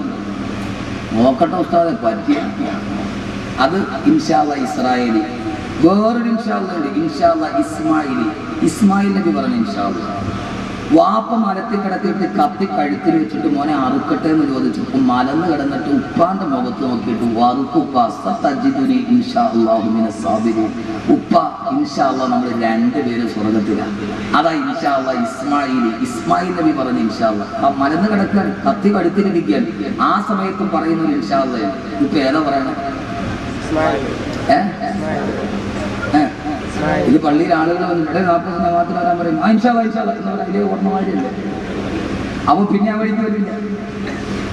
എന്റെ പൊന്ന സഹോദരങ്ങളെ, ഇപ്പൊ ഏത് ഇൻഷാ അല്ലാഹ് നിങ്ങൾ പറഞ്ഞത്? ഇസ്മായിൽ നബിയുടെ ആണല്ലോ. അപ്പൊ എത്ര ഇസ്മായിൽ ഇവിടെ ഉണ്ടെന്ന് ഇപ്പൊ ഇൻഷാ അല്ലാഹ് അറിയാൻ പറ്റും. അള്ളാഹു കാത്തുരക്ഷിക്കട്ടെ, അള്ളാഹു കാത്തുരക്ഷിക്കട്ടെ. മൂസയെ കൊല്ലാൻ തീരുമാനിച്ചു ഫിറഔൻ, മഅദനിയെ കൊല്ലാൻ തീരുമാനിച്ചു അഭിനവകാല ഫിറഔൻ. യഥാർത്ഥത്തിൽ അതായിരുന്നത്.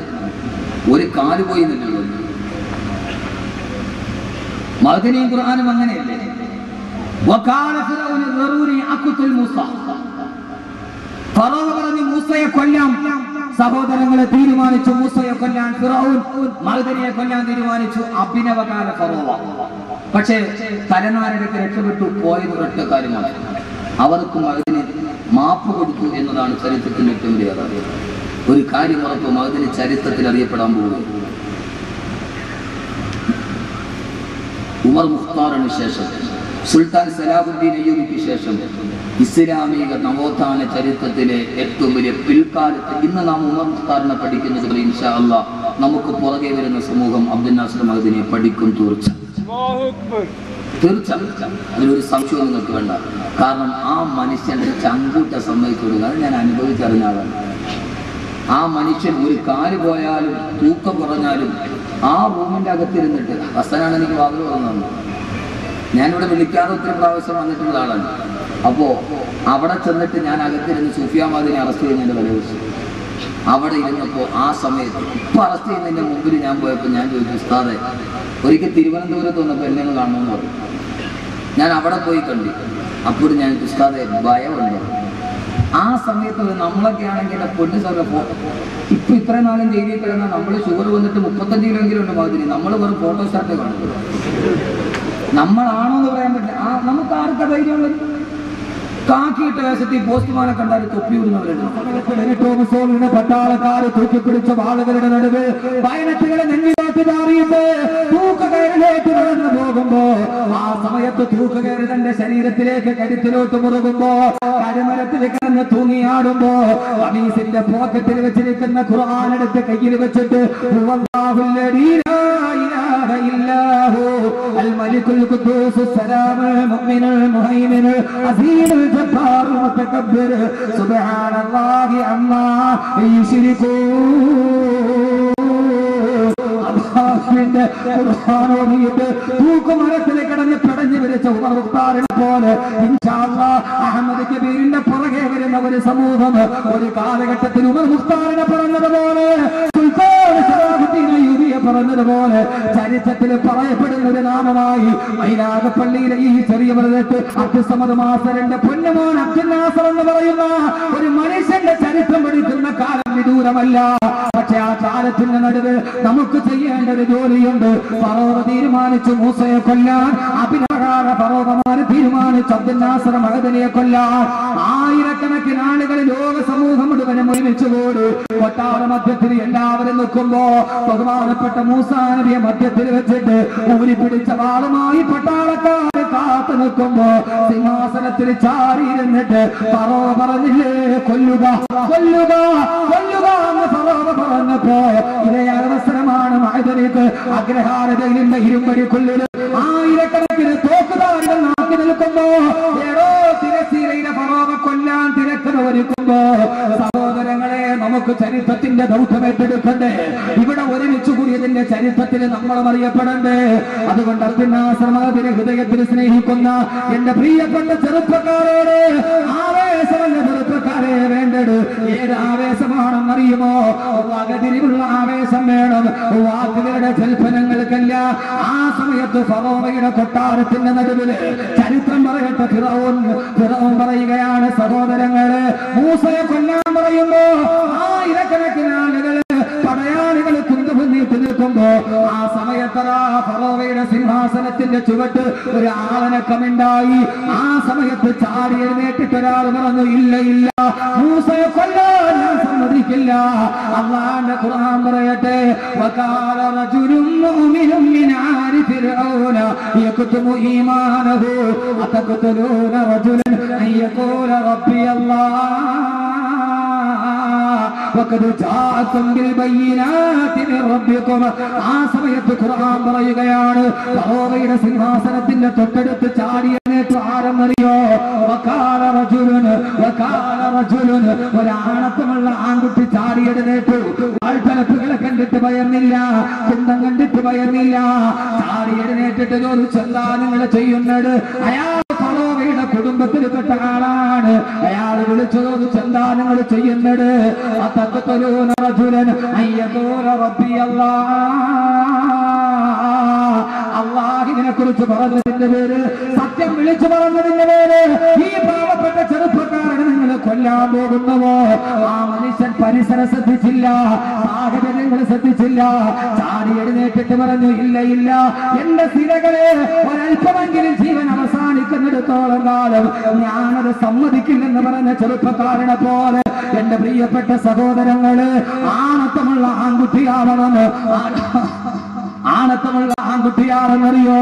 റമദാൻ 30 നോമ്പ് പിടിച്ചിട്ട് പെരുന്നാളിന് രാവിലെ പെരുന്നാൾ നിസ്കാരവും മൈനാഗപ്പള്ളി പള്ളിയിൽ കഴിഞ്ഞിട്ട് അങ്ങനെ കരുനാഗപ്പള്ളി തിയേറ്ററിൽ പോയി യഥാതാറ് മമ്മൂട്ടിയുടെ റിലീസ് പടത്തിന്റെ ആദ്യത്തെ ടിക്കറ്റ് എടുത്തിട്ട് തക്ബീർ വിളിക്കുന്നവൻ ആണത്തമുള്ള ആൺകുട്ടിയല്ല. റമദാൻ കഴിയുന്ന പെരുന്നാളിന്റെ പകലില് ലോഹർ നിസ്കാരമല്ല, പെരുന്നാൾ നിസ്കാരം കഴിഞ്ഞ് ബിവറേജ് കോർപ്പറേഷനിലെ ലൈൻ നിന്നിട്ട് തലയുടെ മുകളിലൂടെ ചാടിയെടുത്തേക്ക് 10 കുപ്പി കക്ഷത്തിന്റെ ഇടയിൽ പിടിച്ച് ആവാസത്തോടെ ആണത്തമുള്ള ആൺകുട്ടിയല്ല. ആരാ മോനെ ആണത്തമുള്ള ആൺകുട്ടി? ആരാ? അഭിനവകാല ഫറോവമാരുടെ മുമ്പിൽ അത്യുന്നാശ്രമത്തിൽ ജയിലിലടഞ്ഞാലും ഞങ്ങളതിനെ സമ്മതിക്കില്ലെന്ന് പറയുന്ന ഫറോവയുടെ സിംഹാസനത്തിന്റെ തൊട്ടടുത്ത് ചാടിയെടുന്നേറ്റ ഒരു റജുലായി മാറാൻ, ആണത്തമുള്ള ആൺകുട്ടിയായി മാറാൻ കഴിയണം. അല്ലാഹു തൗഫീഖ് നൽകട്ടെ, അല്ലാഹു തൗഫീഖ് നൽകട്ടെ. ആണത്തമുള്ള ആൺകുട്ടിയാവേണ്ടത് എങ്ങനെയാ സഹോദരങ്ങളെ? അതെങ്ങനെയെന്നറിയോ? ഇവിടെ നിന്നിട്ട് കുരു തക്ബീർ വിളിച്ചാൽ ദൗത്യം തീരുമോ? അത് നമ്മുടെ സമരത്തിന്റെ ഭാഗമാണ്, അത് പ്രതിഷേധത്തിന്റെ ഭാഗമാണ്. പക്ഷേ കർമ്മപദത്തിൽ കടന്നു വരണം. ആണത്തമുള്ള ആൺകുട്ടിയാരെന്നറിയോ? ആണത്തമുള്ള ആൺകുട്ടിയാരെന്നറിയോ? ഇപ്പോഴും നമുക്ക് ചെയ്യേണ്ടത് എന്താ? അബ്ദുന്നാസർ മഅദനി ഉസ്താദ് കേരളത്തിന്റെ അങ്ങോളം ഇങ്ങോളമുള്ള പള്ളികളിൽ പ്രസംഗിച്ച് നടന്നു. കഴിഞ്ഞ ആഴ്ച കാസർഗോഡ് പ്രസംഗിച്ചപ്പോ ഞാൻ പറഞ്ഞു, അബ്ദുന്നാസർ മഅദനി വഅദ് പറഞ്ഞിട്ട് പൈസ പിരിച്ചുണ്ടാക്കിയ പള്ളിയുടെ മിഹ്റാബിൽ എല്ലാവരും ഒത്തിരുന്നിട്ടൊന്ന് ദുആ ചെയ്ത എപ്പോഴേ മഅദനി ജയിലിൽ നിറങ്ങുമായിരുന്നു. സഹോദരങ്ങളെ, അഹമ്മദ് കബീർ വഅദ് പറഞ്ഞ് പിരിക്കാറുണ്ട്, പക്ഷേ പിന്നീട് അഹമ്മദ് കബീറിനെ ഓർക്കാൻ ആളുകൾ ഉണ്ടാവില്ല. അബ്ദുന്നാസർ മഅദനി പിരിച്ചു കൊടുത്തിട്ടുണ്ടാക്കിയ പള്ളിയുടെ മിഹ്റാബിൽ ഒന്നിച്ചിരുപത്തേഴാണ്ടാവിനോട് ദുആ ഉണ്ടായാൽ എപ്പോഴേ അദ്ദേഹം തിരിച്ചിറങ്ങുമായിരുന്നു. നന്ദി കെട്ടവർഗം തിരിഞ്ഞുകുത്തി. സഹോദരങ്ങളെ, അതുകൊണ്ട് നമുക്ക് ചെയ്യാനുണ്ട്. ആയിരക്കണക്കിന് മതപ്രഭാഷണ വേദികളിൽ വഴുതു പറഞ്ഞ ആ മനുഷ്യൻ ജീവിതത്തിൽ ജയിലിൽ പോയപ്പോഴും ഓർത്തതെന്നറിയോ? ജയിലിലേക്ക് അൻവാശേരിയുടെ മുറ്റത്ത് നിന്ന് ജയിലിലേക്ക് പോകാൻ വാഹനത്തിൽ കയറിയപ്പോ അബ്ദുന്നാസർ മഅദനി തിരിഞ്ഞു നോക്കിയത് മക്കളെ കെട്ടിപ്പിടിച്ചിട്ട് എന്റെ പ്രിയപ്പെട്ട മകൻ കവളത്തോട്ട് ചുംബനം കൊടുക്കുമ്പോ ഈ അൻവാറിന്റെ മുറ്റത്ത് നിന്ന് പോകുമ്പോ അദ്ദേഹം നോക്കിയൊരു നോട്ടമുണ്ട്. എന്റെ ജന്മത്തിന്റെ എല്ലാ പരിശ്രമങ്ങളും വെച്ച് ഞാൻ പടുത്തുയർത്തി ഈ അൻവാറിന്റെ മക്കള്, ഇവിടുത്തെ മുത്തഅല്ലിമീങ്ങള്, ഇവിടുത്തെ അഗതിയനാട് മക്കള് ആരാണെന്ന് കൈപിടിക്കാനുള്ളത്? ആരാണെന്ന് കൈപിടിക്കാനുള്ളത്? അബ്ദുന്നാസർ മഅദനിയോടുള്ള സ്നേഹമാത്മാർത്ഥമാണെങ്കിൽ ഇൻഷാ അല്ലാഹ് നമുക്ക് തീരുമാനിക്കാം. മഅദനി ഉസ്താദ് ജയിലിലാണെങ്കിലും ഇല്ല, മഅദനി ഉസ്താദ് ഞങ്ങളെ നശിക്കാൻ അനുവദിക്കില്ല. ഞങ്ങളുടെ ജീവിതത്തിൽ 3 നേരത്തെ ഭക്ഷണം കഴിച്ചിട്ട് ഒരു ദിവസം 10 രൂപ ബാക്കിയുണ്ടെങ്കിൽ അൻവാറിനെ ഞങ്ങൾ പിടിച്ചു നിർത്തുമെന്ന് പറയാൻ അബ്ദുന്നാസർ മഅദനിയുടെ ശരീരമേ ജയിലിലുള്ളൂ. റൂഹിരിക്കുന്നത് അൻവാറിന്റെ ഉള്ളിലാ, റൂഹിരിക്കുന്നത് അൻവാറിന്റെ മക്കളുടെ അടുത്താണ്. ഇല്ല ഇല്ല, ഫറോവയുടെ സിംഹാസനത്തിന്റെ ചാരത്തിൽ നേട്ട് നിന്നിട്ട് ചരിത്രത്തിന്റെ ദൗത്യം നിർവഹിച്ച ഒരു ആൺകുട്ടിയുടെ ധർമ്മമേടെന്നറിയോ? ഇപ്പൊ നമ്മൾ ചെയ്യേണ്ട ഏറ്റവും വലിയ ദൗത്യം എന്റെ സഹോദരങ്ങളെ, എന്റെ സഹോദരങ്ങളെ, ഈ അൻവാറിനെ ഒന്ന് പിടിച്ചു നിർത്തണം. അബ്ദുൽ നാസർ മഅ്ദനിയുടെ ജന്മത്തിന്റെ സാഫല്യം ഉണ്ടാകണം. അങ്ങനത്തെ ആൺകുട്ടിയായി മാറണം. ആ ആൺകുട്ടികൾക്ക് വേണ്ടിയാണ് ചരിത്രം വഴിമാറി നിന്നത്. ആ ആൺകുട്ടികൾക്ക് വേണ്ടിയേ ചരിത്രം പറഞ്ഞിട്ടുള്ളൂ. ആ ആൺകുട്ടികൾക്ക് വേണ്ടിയേ ചരിത്രം പറഞ്ഞിട്ടുള്ളൂ. ചെറുപ്പക്കാരെ, നിങ്ങളെ പോലൊരു ആൺകുട്ടിയല്ലേ ബഹുമാനപ്പെട്ട ഖുബൈബ് ഇബ്നു അദി റളിയല്ലാഹു അൻഹു. ഖുബൈബ് റളിയല്ലാഹു അൻഹുവിനെ തൂക്കിലേറ്റിയപ്പോ കഴുമരത്തിന്റെ മുമ്പിലോട്ട് നടത്തിക്കൊണ്ടു പോവുകയാണ്. തൊരിയുരിഞ്ഞ സുന്ദരി പെണ്ണിനെ കാണിച്ചിട്ട് മക്കാ ഖുറൈശികൾ ചോദിച്ചില്ലേ, ഏ ഖുബൈബേ, അലൈക നഈമു ദുനിയാ, ഈ ദുനിയാവിലെ സർവ്വാഡംബരങ്ങൾ നിനക്ക് തരാം. അല്ലാഹനെ തള്ളി പറയാൻ പറഞ്ഞപ്പോ, റസൂലിനെ തള്ളി പറയാൻ പറഞ്ഞപ്പോ, സുന്ദരി പെണ്ണിന്റെ ചൂടും അനുഭവിക്കാൻ അവസരം ചൂണ്ടിക്കാണിച്ചപ്പോ, ആ സമയത്ത് കഴുമരത്തിന് നേരെ നടഞ്ഞതെന്ന് കഴുമരത്തിന്റെ തൂക്കുകയറെടുത്ത് കഴുമരത്തിന്റെ തൂക്കുകയറ് സ്വന്തം കഴുത്തിലോട്ട് എടുത്തിട്ടിട്ട് ആ കഴുമരത്തിൽ കിടന്ന് ഖുബൈബ് റളിയല്ലാഹു അൻഹു പിടയുമ്പോ, സഹോദരങ്ങളെ, അല്ലാഹുവിന്റെ ഖുർആൻ സ്വാഗതം പറഞ്ഞില്ലേ? ഇവിടെ ഒരു നോട്ടീസ് ഉണ്ട്. ആ നോട്ടീസിൽ നിങ്ങൾ നോക്കി, എത്രയോ സ്വാഗത പ്രഭാഷകരുണ്ട്. എന്തിനാണ് സ്വാഗതം പറയുന്നത്? ഇവിടെ വന്ന വിശിഷ്ടാദികളെ പുകഴ്ത്തി പറയാൻ, ആളുകളെ കുറിച്ച് പുകഴ്ത്തി പറയാൻ. പൊന്നുമോനെ, പുകഴ്ത്തേണ്ടതെപ്പോഴാ? പുകഴ്ത്തേണ്ടതെപ്പോഴെന്നറിയോ? എന്റെ വയത് തുടങ്ങുന്നതിന് മുമ്പേ അനൗൺസ്മെന്റ് ഉണ്ടായി. നമ്മളെല്ലാവരും ആവേശപൂർവ്വം കാത്തിരിക്കുന്ന വലിയ പേരുള്ള ചെറിയ മനുഷ്യൻ വരുന്നുണ്ട്. അഹമ്മദ് കബീർ വാക്കവി വരുന്നുണ്ട്. നമ്മൾ കാത്തിരുന്നു. സഹോദരങ്ങളെ, നിങ്ങൾ ഇപ്പോൾ എന്നെ കാത്തിരിക്കാൻ കാരണം എന്താ? അഹമ്മദ് കബീറിന്റെ നാവിനും എടുക്കുന്നുണ്ട്, അഹമ്മദ് കബീറിന്റെ നാക്കിനും എടുക്കുന്നുണ്ട്. അതുകൊണ്ട് നിങ്ങൾ എന്നെ കാത്തിരിക്കും, നിങ്ങൾ എന്നെ കാത്തിരിക്കും. അഹമ്മദ് കബീറിനാണെങ്കിലോ ഒടുക്കത്തെ തിരക്കാണ്. നേരത്തെ വരണമെന്ന് കരുതിയതാണ്. ജുമ കഴിഞ്ഞിട്ട് ഇറങ്ങിയപ്പോൾ ആളുകളുടെ തിരക്ക്. അവിടെ ഇരുന്നു. അവസാനം ഇറങ്ങിയപ്പോൾ സമയം തീർന്നു. സഹോദരങ്ങളെ, വഴിയാണ് എത്തിയത്. അഹമ്മദ് കബീറിന് ഒടുക്കത്തെ തിരക്കാണ്. കാരണം എന്താ? അഹമ്മദ് കബീറിന്റെ നാക്കിന് ഇപ്പോഴും എടുക്കണ്ട്. എന്റെ ധാരാളം സഹോദരങ്ങൾ എന്നെ വാങ്ങിന് ബുക്ക് ചെയ്യാൻ വന്നു. ഞാൻ പറഞ്ഞു 2011 ഫുള്ളാണ്, 2013 മാർച്ച് കഴിഞ്ഞിട്ട് തരാമെന്ന്. എന്റെ മനസ്സിലുണ്ടായ അഹങ്കാരം എന്റെ ഷെഡ്യൂൾ പറയാനല്ല. കാരണം അഹമ്മദ് കബീറിന് ഒടുക്കത്തെ തിരക്കാണ്. പക്ഷേ സഹോദരങ്ങളെ, നാക്കിനും ഇടുക്കുള്ളത് കൊണ്ട്, നാക്കിനും ഇടുക്കുള്ളത് കൊണ്ട് അഹമ്മദ് കബീറിന്റെ തിരക്ക് മാറും. അഹമ്മദ് കബീറിന്റെ തിരക്ക് മാറും എപ്പോഴെന്നറിയോ? എപ്പോഴെന്നറിയോ? നാക്കിന്റെ മിടുക്ക് അവസാനിക്കുമ്പോ. നാക്കിന്റെ മിടുക്ക് അവസാനിച്ചിട്ട് 3 വെള്ളത്തുണിയിൽ പൊതിഞ്ഞിട്ട് അഹമ്മദ് കബീറിനെ എന്റെ വീടിന്റെ ഉമ്മറപ്പടിയിൽ പരത്തി കിടത്തുമ്പോ, ആ സമയത്ത് എനിക്ക് തിരക്കില്ല. പക്ഷേ കൂടെ അടുത്ത് നിൽക്കുന്നവർക്ക് വല്ലാത്ത തിരക്കാണ്. മയ്യത്തടക്കാറായില്ലേ? എടുക്കാറായില്ലേ? അസറിന് മുമ്പേ എടുക്കണം. ബാങ്ക് വിളിക്കുന്നതിന് മുമ്പ് ഇങ്ങനെ മണ്ണിട്ട് മൂടണം. അന്ന് എനിക്ക് തിരക്കില്ല. കാരണം എന്റെ നാക്കിന്റെ മിടുക്കങ്ങളില്ലാതായി. അന്ന് കൂടെ നിൽക്കുന്നവർക്കാണ് തിരക്ക്. അസറിന് മുമ്പെടുക്കണ്ടേ, അസറ് കഴിഞ്ഞിട്ടല്ല. അതുകൊണ്ട് സഹോദരങ്ങളെ, ഞാൻ പറയുന്നു, ആൺകുട്ടികൾക്കാണ് ചരിത്രം ബാക്കി നിൽക്കുക. ആൺകുട്ടികൾക്ക് വേണ്ടിയാണ് ചരിത്രം ബാക്കി നിൽക്കുക. യഥാർത്ഥത്തിൽ എന്റെ കുറെ ഞാൻ നിങ്ങളുടെ മുമ്പിൽ ഒരു പച്ച മനുഷ്യരാവുകയാണ്.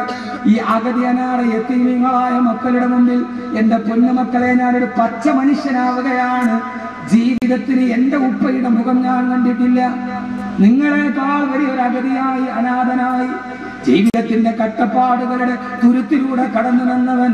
ഇന്ന് നിങ്ങൾ കാത്തു നിൽക്കുന്ന വലിയ സൗഭാഗ്യശാലി എന്ന് കരുതുന്ന ഞാൻ, എന്റെ ഉപ്പയുടെ മുഖം ഞാൻ എന്റെ ജീവിതത്തിൽ കണ്ടിട്ടില്ല.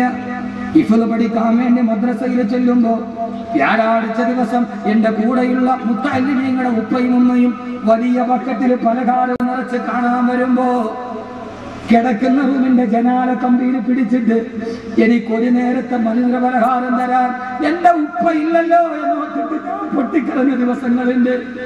ആ കൊച്ചു ബാറിൽ നിന്നാണ് അഹമ്മദ് കബീർ ഉണ്ടായത്.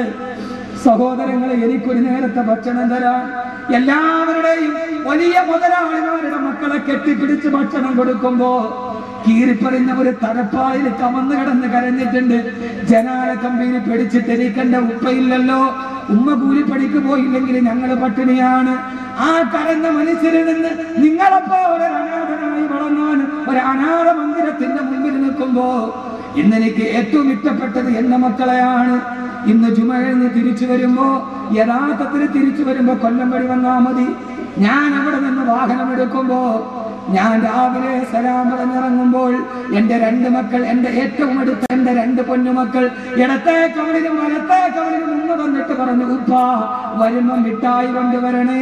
2 മക്കളോട് സലാം പറഞ്ഞ് ജുമയ്ക്ക് സെൻട്രൽ ജുമാ മസ്ജിദിൽ പോയി.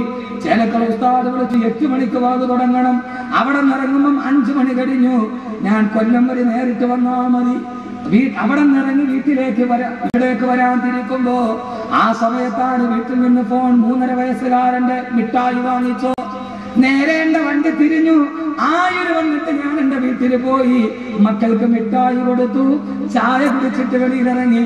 ഭാര്യ ചോദിച്ചു എപ്പോ വരും? ഞാൻ പറഞ്ഞു ഇൻഷാ അല്ലാഹ് ഒരു 11 മണിക്ക് തിരിച്ചു വരുമെന്ന്. കാത്തിരിക്കുകയാണ് എന്റെ പൊന്നുമക്കൾ. 11 മണിക്ക് ഉപ്പ വരുന്നത് കണ്ടിട്ട് കിടന്നുറങ്ങാൻ മഅ്ദനി ഉസ്താദ് ഈ സംഭവം എത്രയോ പ്രാവശ്യം പറഞ്ഞിട്ടുണ്ട്. എന്നെ കാത്തിരിക്കുന്ന പൊന്നുമക്കളുടെ മുമ്പിൽ ഞാൻ എത്തുമ്പോ സഹോദരങ്ങളെ ആർക്കറിയാം അഹമ്മദ് കബീർ ജീവനോടെ വീട്ടിലെത്തുമോ? അതല്ല 3 വെള്ളത്തുണിയിൽ പൊതിഞ്ഞ ഈ പാവപ്പെട്ടവന്റെ മയ്യത്താകുമോ വീടിന്റെ ഉമ്മറപ്പണിയിലെത്തുക? കളിപ്പാട്ടം കാത്തിരിക്കുന്ന പൊന്നുമക്കളുടെ മുമ്പിൽ വിധിയുടെ മക്കള് കളിപ്പാട്ടം പോലെ മലന്ന് കിടക്കുമ്പോ ആ സമയത്ത് എന്റെ പൊന്നുമക്കള് എന്റെ മയ്യത്തിൽ കെട്ടിപ്പിടിച്ചിട്ട് പൊട്ടിക്കരയുമ്പോ മലന്ന് കിടന്നിട്ട് എനിക്ക് പറയാൻ കഴിയണ്ടേ? ആത്മാവിന്റെ ഭാഷയിൽ പറയണ്ടേ? പൊന്നുമക്കളെ കരയണ്ടടാ, പൊന്നുമക്കളെ കരയണ്ടടാ. നിങ്ങളുടെ വാപ്പയ്ക്കൊന്നും നഷ്ടപ്പെട്ടിട്ടില്ല. ഇനിയല്ലേ നിങ്ങളുടെ വാപ്പയ്ക്ക് സ്വർഗമുള്ളത്, ഇനിയല്ലേ നിങ്ങളുടെ വാപ്പയ്ക്ക് ഹുർലിയങ്ങളുള്ളത്, ഇനിയല്ലേ നിങ്ങളുടെ വാപ്പയ്ക്ക് സ്വർഗത്തിന്റെ ജന്നയുള്ളത്. വഅമ്മാ ഇൻ കാന മിനൽ മുഖറബീൻ ഫറൗഹും വറയ്ഹാനുൻ വജന്നത്തുൻ നഈം. അല്ലാഹുക്കടുത്തവനാണോ? അല്ലാഹുക്കടുത്തവനാണോ? അവന് റൂഹുണ്ട്, റൈഹാനുണ്ട്, ജന്നത്തുൻ നഈമുണ്ട്. സഹോദരങ്ങളെ, ഞാൻ പറയുന്നു, നമ്മളിവിടെ ഇരിക്കുമ്പോ മഅ്ദനി ഉസ്താദിന്റെ കോയമ്പത്തൂർ ജയിലിൽ കിടന്ന 12 വർഷം ലാഭമാണ്. ഇപ്പൊ കിടക്കുന്നത് ലാഭമാണ്. കാരണം ഒരു തെറ്റിനെ കുറിച്ച് ചിന്തിക്കണ്ട, ഒരു തെറ്റിനെ കുറിച്ച് കണ്ണുകൊണ്ട് കാണണ്ട. തടവറക്കുള്ളൊരു ഖുർആൻ ഓതി ദിക്റ് ചൊല്ലി തഹജ്ജുദ് നിസ്കരിച്ചിട്ട് മഅ്ദനി ഉസ്താദിന്റെ വർഷങ്ങൾ പോകുകയാണ്. ഒരു സുപ്രീം കോടതി നഷ്ടപരിഹാരം കൊടുക്കണ്ട. കാരണം പടച്ചറപ്പിന്റെ മുമ്പിൽ സ്വർഗത്തിന് വില പറയുന്ന 10 വർഷമാണിത്. ഓരോ ദിവസവും എത്ര ഭാഗ്യമാണ് മനുഷ്യന്. ഞാൻ പറയുന്നു, ദുനിയാവിൽ ചിലപ്പോൾ നമ്മുടെ ഭാഗ്യത്തിലല്ല, പരലോകത്ത് ആ മനുഷ്യൻ ഭാഗ്യവാനാണ്. ആ മനുഷ്യൻ ഭാഗ്യവാനാണ്. അതുകൊണ്ട് സഹോദരങ്ങളെ, നാവിനും ഇടുക്ക് നഷ്ടപ്പെടുമ്പോ ആ സമയത്ത് എന്ത് ചെയ്യണം? അള്ളാഹുവിന്റെ ഖുർആന് സ്വാഗതം പറയണം. ഖുബൈബ് റളിയല്ലാഹു അൻഹു കിടന്ന് പെടയുകയാണ്. അള്ളാഹുവിന്റെ ഖുർആന് സ്വാഗതം പറഞ്ഞില്ലേ? യാ അയ്യതുഹൻ നഫ്സുൽ മുത്മഇന്ന ഇർജിഇ ഇലാ റബ്ബികി റാദിയതൻ മർദിയാ. ഖുബൈബ് റളിയല്ലാഹു അൻഹു വഫാത്തായ പറഞ്ഞ ആയത്താണിത്. സന്തോഷമടഞ്ഞ ആത്മാവേ, അള്ളാഹുവിന്റെ സ്വർഗത്തിലേക്ക് കടന്നു വരിക, അള്ളാഹുവിന്റെ സ്വർഗത്തിലോട്ട് കടന്നു വരിക. അതുകൊണ്ട് മരിക്കുന്ന സമയത്ത് വീരപുരുഷനായിട്ട് മരിക്കണം, വീരനായിട്ട് മരിക്കണം. അതിനാരാകണം? കാല റജുലൻ, ആൺകുട്ടിയാവണം. റജുലൻ ആൺകുട്ടിയാവണം. ആൺകുട്ടിയാരാ? ആൺകുട്ടിക്ക് 7 മുഖലക്ഷണം ഖുർആൻ പറയുന്നുണ്ട്. ഇൻഷാ അല്ലാഹ് നമുക്ക് പിന്നീട് അധികം സംസാരിക്കാം. അള്ളാഹു തൗഫീഖ് നൽകട്ടെ. അങ്ങനെ ഒരു ആൺകുട്ടിയായി നമ്മുടെ ദൗത്യം നമുക്ക് പൂർത്തീകരിക്കണം. അള്ളാഹു തൗഫീഖ് നൽകട്ടെ. അള്ളാഹു ആൺകുട്ടിയാക്കി തരട്ടെ. ആൺകുട്ടി എന്ന് പറഞ്ഞാൽ ആൺകുട്ടിക്ക് 7 ലക്ഷണം ഖുർആൻ പറയുന്നുണ്ട്. ഖുർആൻ സൂറത്ത് തൗബ, സൂറത്ത് നൂർ. അത് ഇൻഷാ അല്ലാഹ് നമുക്ക് പിന്നീട് ഒരിക്കൽ കടന്നു പറയാം. കാരണം അത് പറയാനുള്ള സമയമില്ല. അള്ളാഹു സ്വീകരിക്കട്ടെ, അള്ളാഹു സ്വീകരിക്കട്ടെ. ആൺകുട്ടിയാരാ? മരിക്കുന്ന സമയത്ത് ഖുർആൻ സ്വാഗതം പറഞ്ഞു. മരിക്കുന്ന സമയത്ത് ഖുർആൻ സ്വാഗതം പറഞ്ഞു. അള്ളാഹു ആ അവസ്ഥയിൽ നമ്മളെ എത്തിക്കട്ടെ. അള്ളാഹു ആ അവസ്ഥയിൽ നമ്മളെ എത്തിക്കട്ടെ. എന്താ പറയാത്തത്? എന്താ പറയാത്തത്? അള്ളാഹു ആൺകുട്ടിയാക്കി തരട്ടെ. അള്ളാഹു ആൺകുട്ടിയാക്കി തരട്ടെ ഇൻഷാ അല്ലാഹ്. പക്ഷെ അതിനെന്തുണ്ടാവണം? ദുനിയാവിനെ വിടണം, ആഖിറത്തെ കുറിച്ച് ചിന്തിക്കണം. ഇൻഷാ അല്ലാഹ് ഇവിടെ ഒരു ആൺകുട്ടി നമ്മുടെ അൻവാറിന് വേണ്ടി മഅ്ദനി ഉസ്താദിന്റെ ഏറ്റവും വലിയ സ്വപ്നം ഇതാണ്. നമ്മൾ മഅ്ദനി ഉസ്താദിനോട് കാണിക്കേണ്ട ഏറ്റവും വലിയ സ്നേഹം ഈ അൻവാർ തകരണം, ഈ അൻവാർ തളരാൻ നമ്മൾ ഇടവരുത്തരുത്. ഇൻഷാ അല്ലാഹ്, ഇൻഷാ അല്ലാഹ്. നമ്മുടെ കയ്യിൽ 10 രൂപയുള്ളൂ, അത് ഇവിടെ കൊടുത്തിട്ട് ഇൻഷാ അല്ലാഹ് നമുക്കത് ചെയ്യാൻ കഴിയും. അള്ളാഹു തൗഫീഖ് നൽകട്ടെ, അള്ളാഹു തൗഫീഖ് നൽകട്ടെ. ഇൻഷാ അല്ലാഹ് ഒരു ആൺകുട്ടി മയ്യക്കാട് ഷാ നമ്മുടെ അൻവാർ ശേരിക്ക് വേണ്ടി ഒരു ഫണ്ട് ബഹുമാനനായ മാത്തൂർ ഉസ്താദിന്റെ കയ്യിൽ അള്ളാഹു കബൂലാക്കട്ടെ. അള്ളാഹു കബൂലാക്കട്ടെ, അള്ളാഹു സ്വീകരിക്കട്ടെ. ആ തൃക്കരങ്ങളെ ഏറ്റുവാരുമ്പോൾ ഷായെ സംബന്ധിച്ചിടത്തോളം ഒരു വലിയ ഭാഗ്യമാണ്.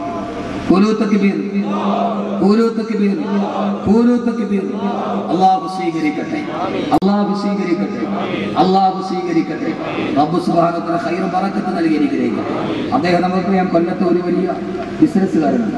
അദ്ദേഹത്തിന്റെ സമ്പത്തിന്റെ ഒരു ഭൂരിഭാഗം ഞാൻ മഅ്ദിനെ അറസ്റ്റ് ചെയ്യുന്നതിന് മുമ്പ് ഇവിടെ വന്നപ്പോൾ ഷായോട് ഞാൻ സംസാരിച്ചു. ഉസ്താദെ, മഅ്ദിനി ഉസ്താദിന്റെ സ്ഥാപനത്തിന് വേണ്ടി അതിനുവേണ്ടി ചെലവഴിക്കുന്നതിന് എനിക്ക് ഒരു മനസ്സിന് ഒരു താല്പര്യമില്ലെന്ന് അദ്ദേഹം എന്നോട് പറഞ്ഞു. അള്ളാഹു സ്വീകരിക്കട്ടെ, അള്ളാഹു സ്വീകരിക്കട്ടെ. അദ്ദേഹത്തിന്റെ സമ്പത്തിന്റെ ഒരു ഏറിയ പങ്ക് മഅ്ദിനി ഉസ്താദിന്റെ സ്ഥാപനത്തിനും അദ്ദേഹത്തിനും അദ്ദേഹം ചെലവഴിക്കുന്നുണ്ട്. അള്ളാഹു റാഹത്തിലാക്കി കൊടുക്കട്ടെ. ഇൻഷാ അല്ലാഹ് 1 ലക്ഷം രൂപ അദ്ദേഹം ഇവിടെ നിന്ന് കൊടുത്തിട്ടുണ്ട്. അള്ളാഹു സ്വീകരിക്കട്ടെ. ആരാ ഇൻഷാ അല്ലാഹ് ഈ സദസ്സിൽ ഉസ്താദെ ഞങ്ങൾ ഇവിടെ വെച്ച് വാഗ്ദാനം ചെയ്യും, എന്നിട്ട് അതിന്റെ ഭാഗത്തേക്ക് ഉസ്താദെ ഞങ്ങൾ കൂടി അതിനകത്തേക്ക് പങ്കാളികളാവുകയാണ്, നല്ല ആൺകുട്ടികളായി. ആരാ ഒന്ന് പറയുക. 1 ലക്ഷമോ 50,000മോ 25,000മോ 10,000മോ എത്രയായാലും പ്രശ്നമില്ല, നിങ്ങൾക്ക് എഴുന്നേറ്റെന്ന് പറയാം. അള്ളാഹു കബൂലാക്കട്ടെ. ഇൻഷാ അല്ലാഹ് എൻ്റെ 1 മാസത്തെ ശമ്പളം ഞാൻ അൻവാർശേരിക്ക് ഹദിയ ചെയ്യും. എൻ്റെ 1 മാസത്തെ ശമ്പളം അള്ളാഹു സ്വീകരിക്കട്ടെ. എനിക്ക് 2 ആൺകുട്ടികളുണ്ട്. അവരിതേപോലെ ഹാഫിദീങ്ങളായി ആലിമീങ്ങളായി നാളെ ഞാൻ മരിച്ചിട്ട് മരന്ന് കിടക്കുമ്പോൾ എൻ്റെ മുമ്പിൽ മയ്യത്ത് നിസ്കരിക്കുന്ന നല്ല മക്കളാക്കി തരണം. അവരുടെ ആഗ്രഹത്തിൽ ഞാൻ എൻ്റെ 1 മാസത്തെ ശമ്പളം അതെത്രയാണെന്ന് ചോദിക്കരുത്. അല്ലെ, ചെറുതാവില്ല, കാരണം ഇച്ചിരി വലിയ ശമ്പളത്തിനായിരുന്നു മതി. അള്ളാഹു സ്വീകരിക്കട്ടെ, അള്ളാഹു സ്വീകരിക്കട്ടെ, അള്ളാഹു സ്വീകരിക്കട്ടെ. ഇൻഷാ അല്ലാഹ് ആരാ എന്ന് പറയുക. ആ പറഞ്ഞു 10,000 രൂപ തഖബ്ബൽ അല്ലാഹ്. അള്ളാഹു സ്വീകരിക്കട്ടെ, അള്ളാഹു സ്വീകരിക്കട്ടെ. ഇൻഷാ അല്ലാഹ് മാത്തൂർ ഉസ്താദിന്റെ സദസ്സിൽ വെച്ച് പറയുന്ന ഈ കാര്യം അള്ളാഹു ഒരിക്കലും ഏത് ആഗ്രഹമാണോ അത് സാധ്യം വെച്ചിട്ട് പറഞ്ഞോളി. അള്ളാഹു കബൂലാക്കട്ടെ. രണ്ടാമത്തെ പറഞ്ഞ കൈവെക്കിയിട്ട് പറഞ്ഞോളി. മഅ്ദിനി ഉസ്താദിന്റെ സുബീർ ഒഴിച്ചതാണ്. എത്ര? 10,000 രൂപ തഖബ്ബൽ അല്ലാഹ്. അള്ളാഹു സ്വീകരിക്കട്ടെ. അല്ലാഹുവേ നീ സ്വീകരിക്കണേ തമ്പുരാനെ, നീ സ്വീകരിക്കണേ തമ്പുരാനെ. ബഹുമാനായ മാത്തൂർ ഉസ്താദിന്റെ മുമ്പിൽ വെച്ച് പറയുന്ന ഈ സദഖ അല്ലാഹുവേ ഇവരുടെ ആഗ്രഹങ്ങൾ ഏതാണോ അത് സബലീകരിക്കണേ അല്ലാഹ്. അവരുടെ മക്കളെ നീ സാലിഹീങ്ങളാക്കണേ അല്ലാഹുവേ, ഹാഫിദീങ്ങളാക്കണേ അല്ലാഹുവേ. സിറാജുദ്ദീൻ മയ്യത്തിങ്കര 25,000 രൂപ സംഭാവന അല്ലാഹുവേ നീ സ്വീകരിക്കണേ തമ്പുരാനെ. അല്ലാഹുവേ അദ്ദേഹത്തിന്റെ ബിസിനസ് ഏതാണോ അതിൽ ബറക്കത്ത് നൽകണേ അല്ലാഹ്. അദ്ദേഹത്തിന്റെ മക്കളെ കൺകുളമേകുന്ന മക്കളാക്കണേ തമ്പുരാനെ, സാലിഹീങ്ങളാക്കണേ അല്ലാഹുവേ. ജീവിതത്തിൽ ഏറ്റവും സന്തോഷമുള്ള അല്ലാഹുവേ കൺകുളമേയുള്ള മക്കളാക്കി കൊടുക്കണേ അല്ലാഹുവേ. ഈ സദഖയുടെ ബറക്കത്ത് കൊണ്ട് അവസാനം വരെ കീറി മുറിക്കപ്പെടുന്ന ലോകത്തിൽ നിന്ന് അല്ലാഹുവേ നീ കാക്കണേ തമ്പുരാനെ. കമല സുലൈയുടെ ബഹുമാനനായ അബ്ദുള്ള അല്ലാഹു സുബ്ഹാനഹു വ തആല മക്കളെ സലീം കുട്ടികളായി 10,000 രൂപ തഖബ്ബൽ അല്ലാഹ്. അല്ലാഹു സ്വീകരിക്കട്ടെ, അല്ലാഹു സ്വീകരിക്കട്ടെ. അല്ലാഹു ഈ കുഞ്ഞിനെ അസുഖമൊക്കെ മാറാനുണ്ട്.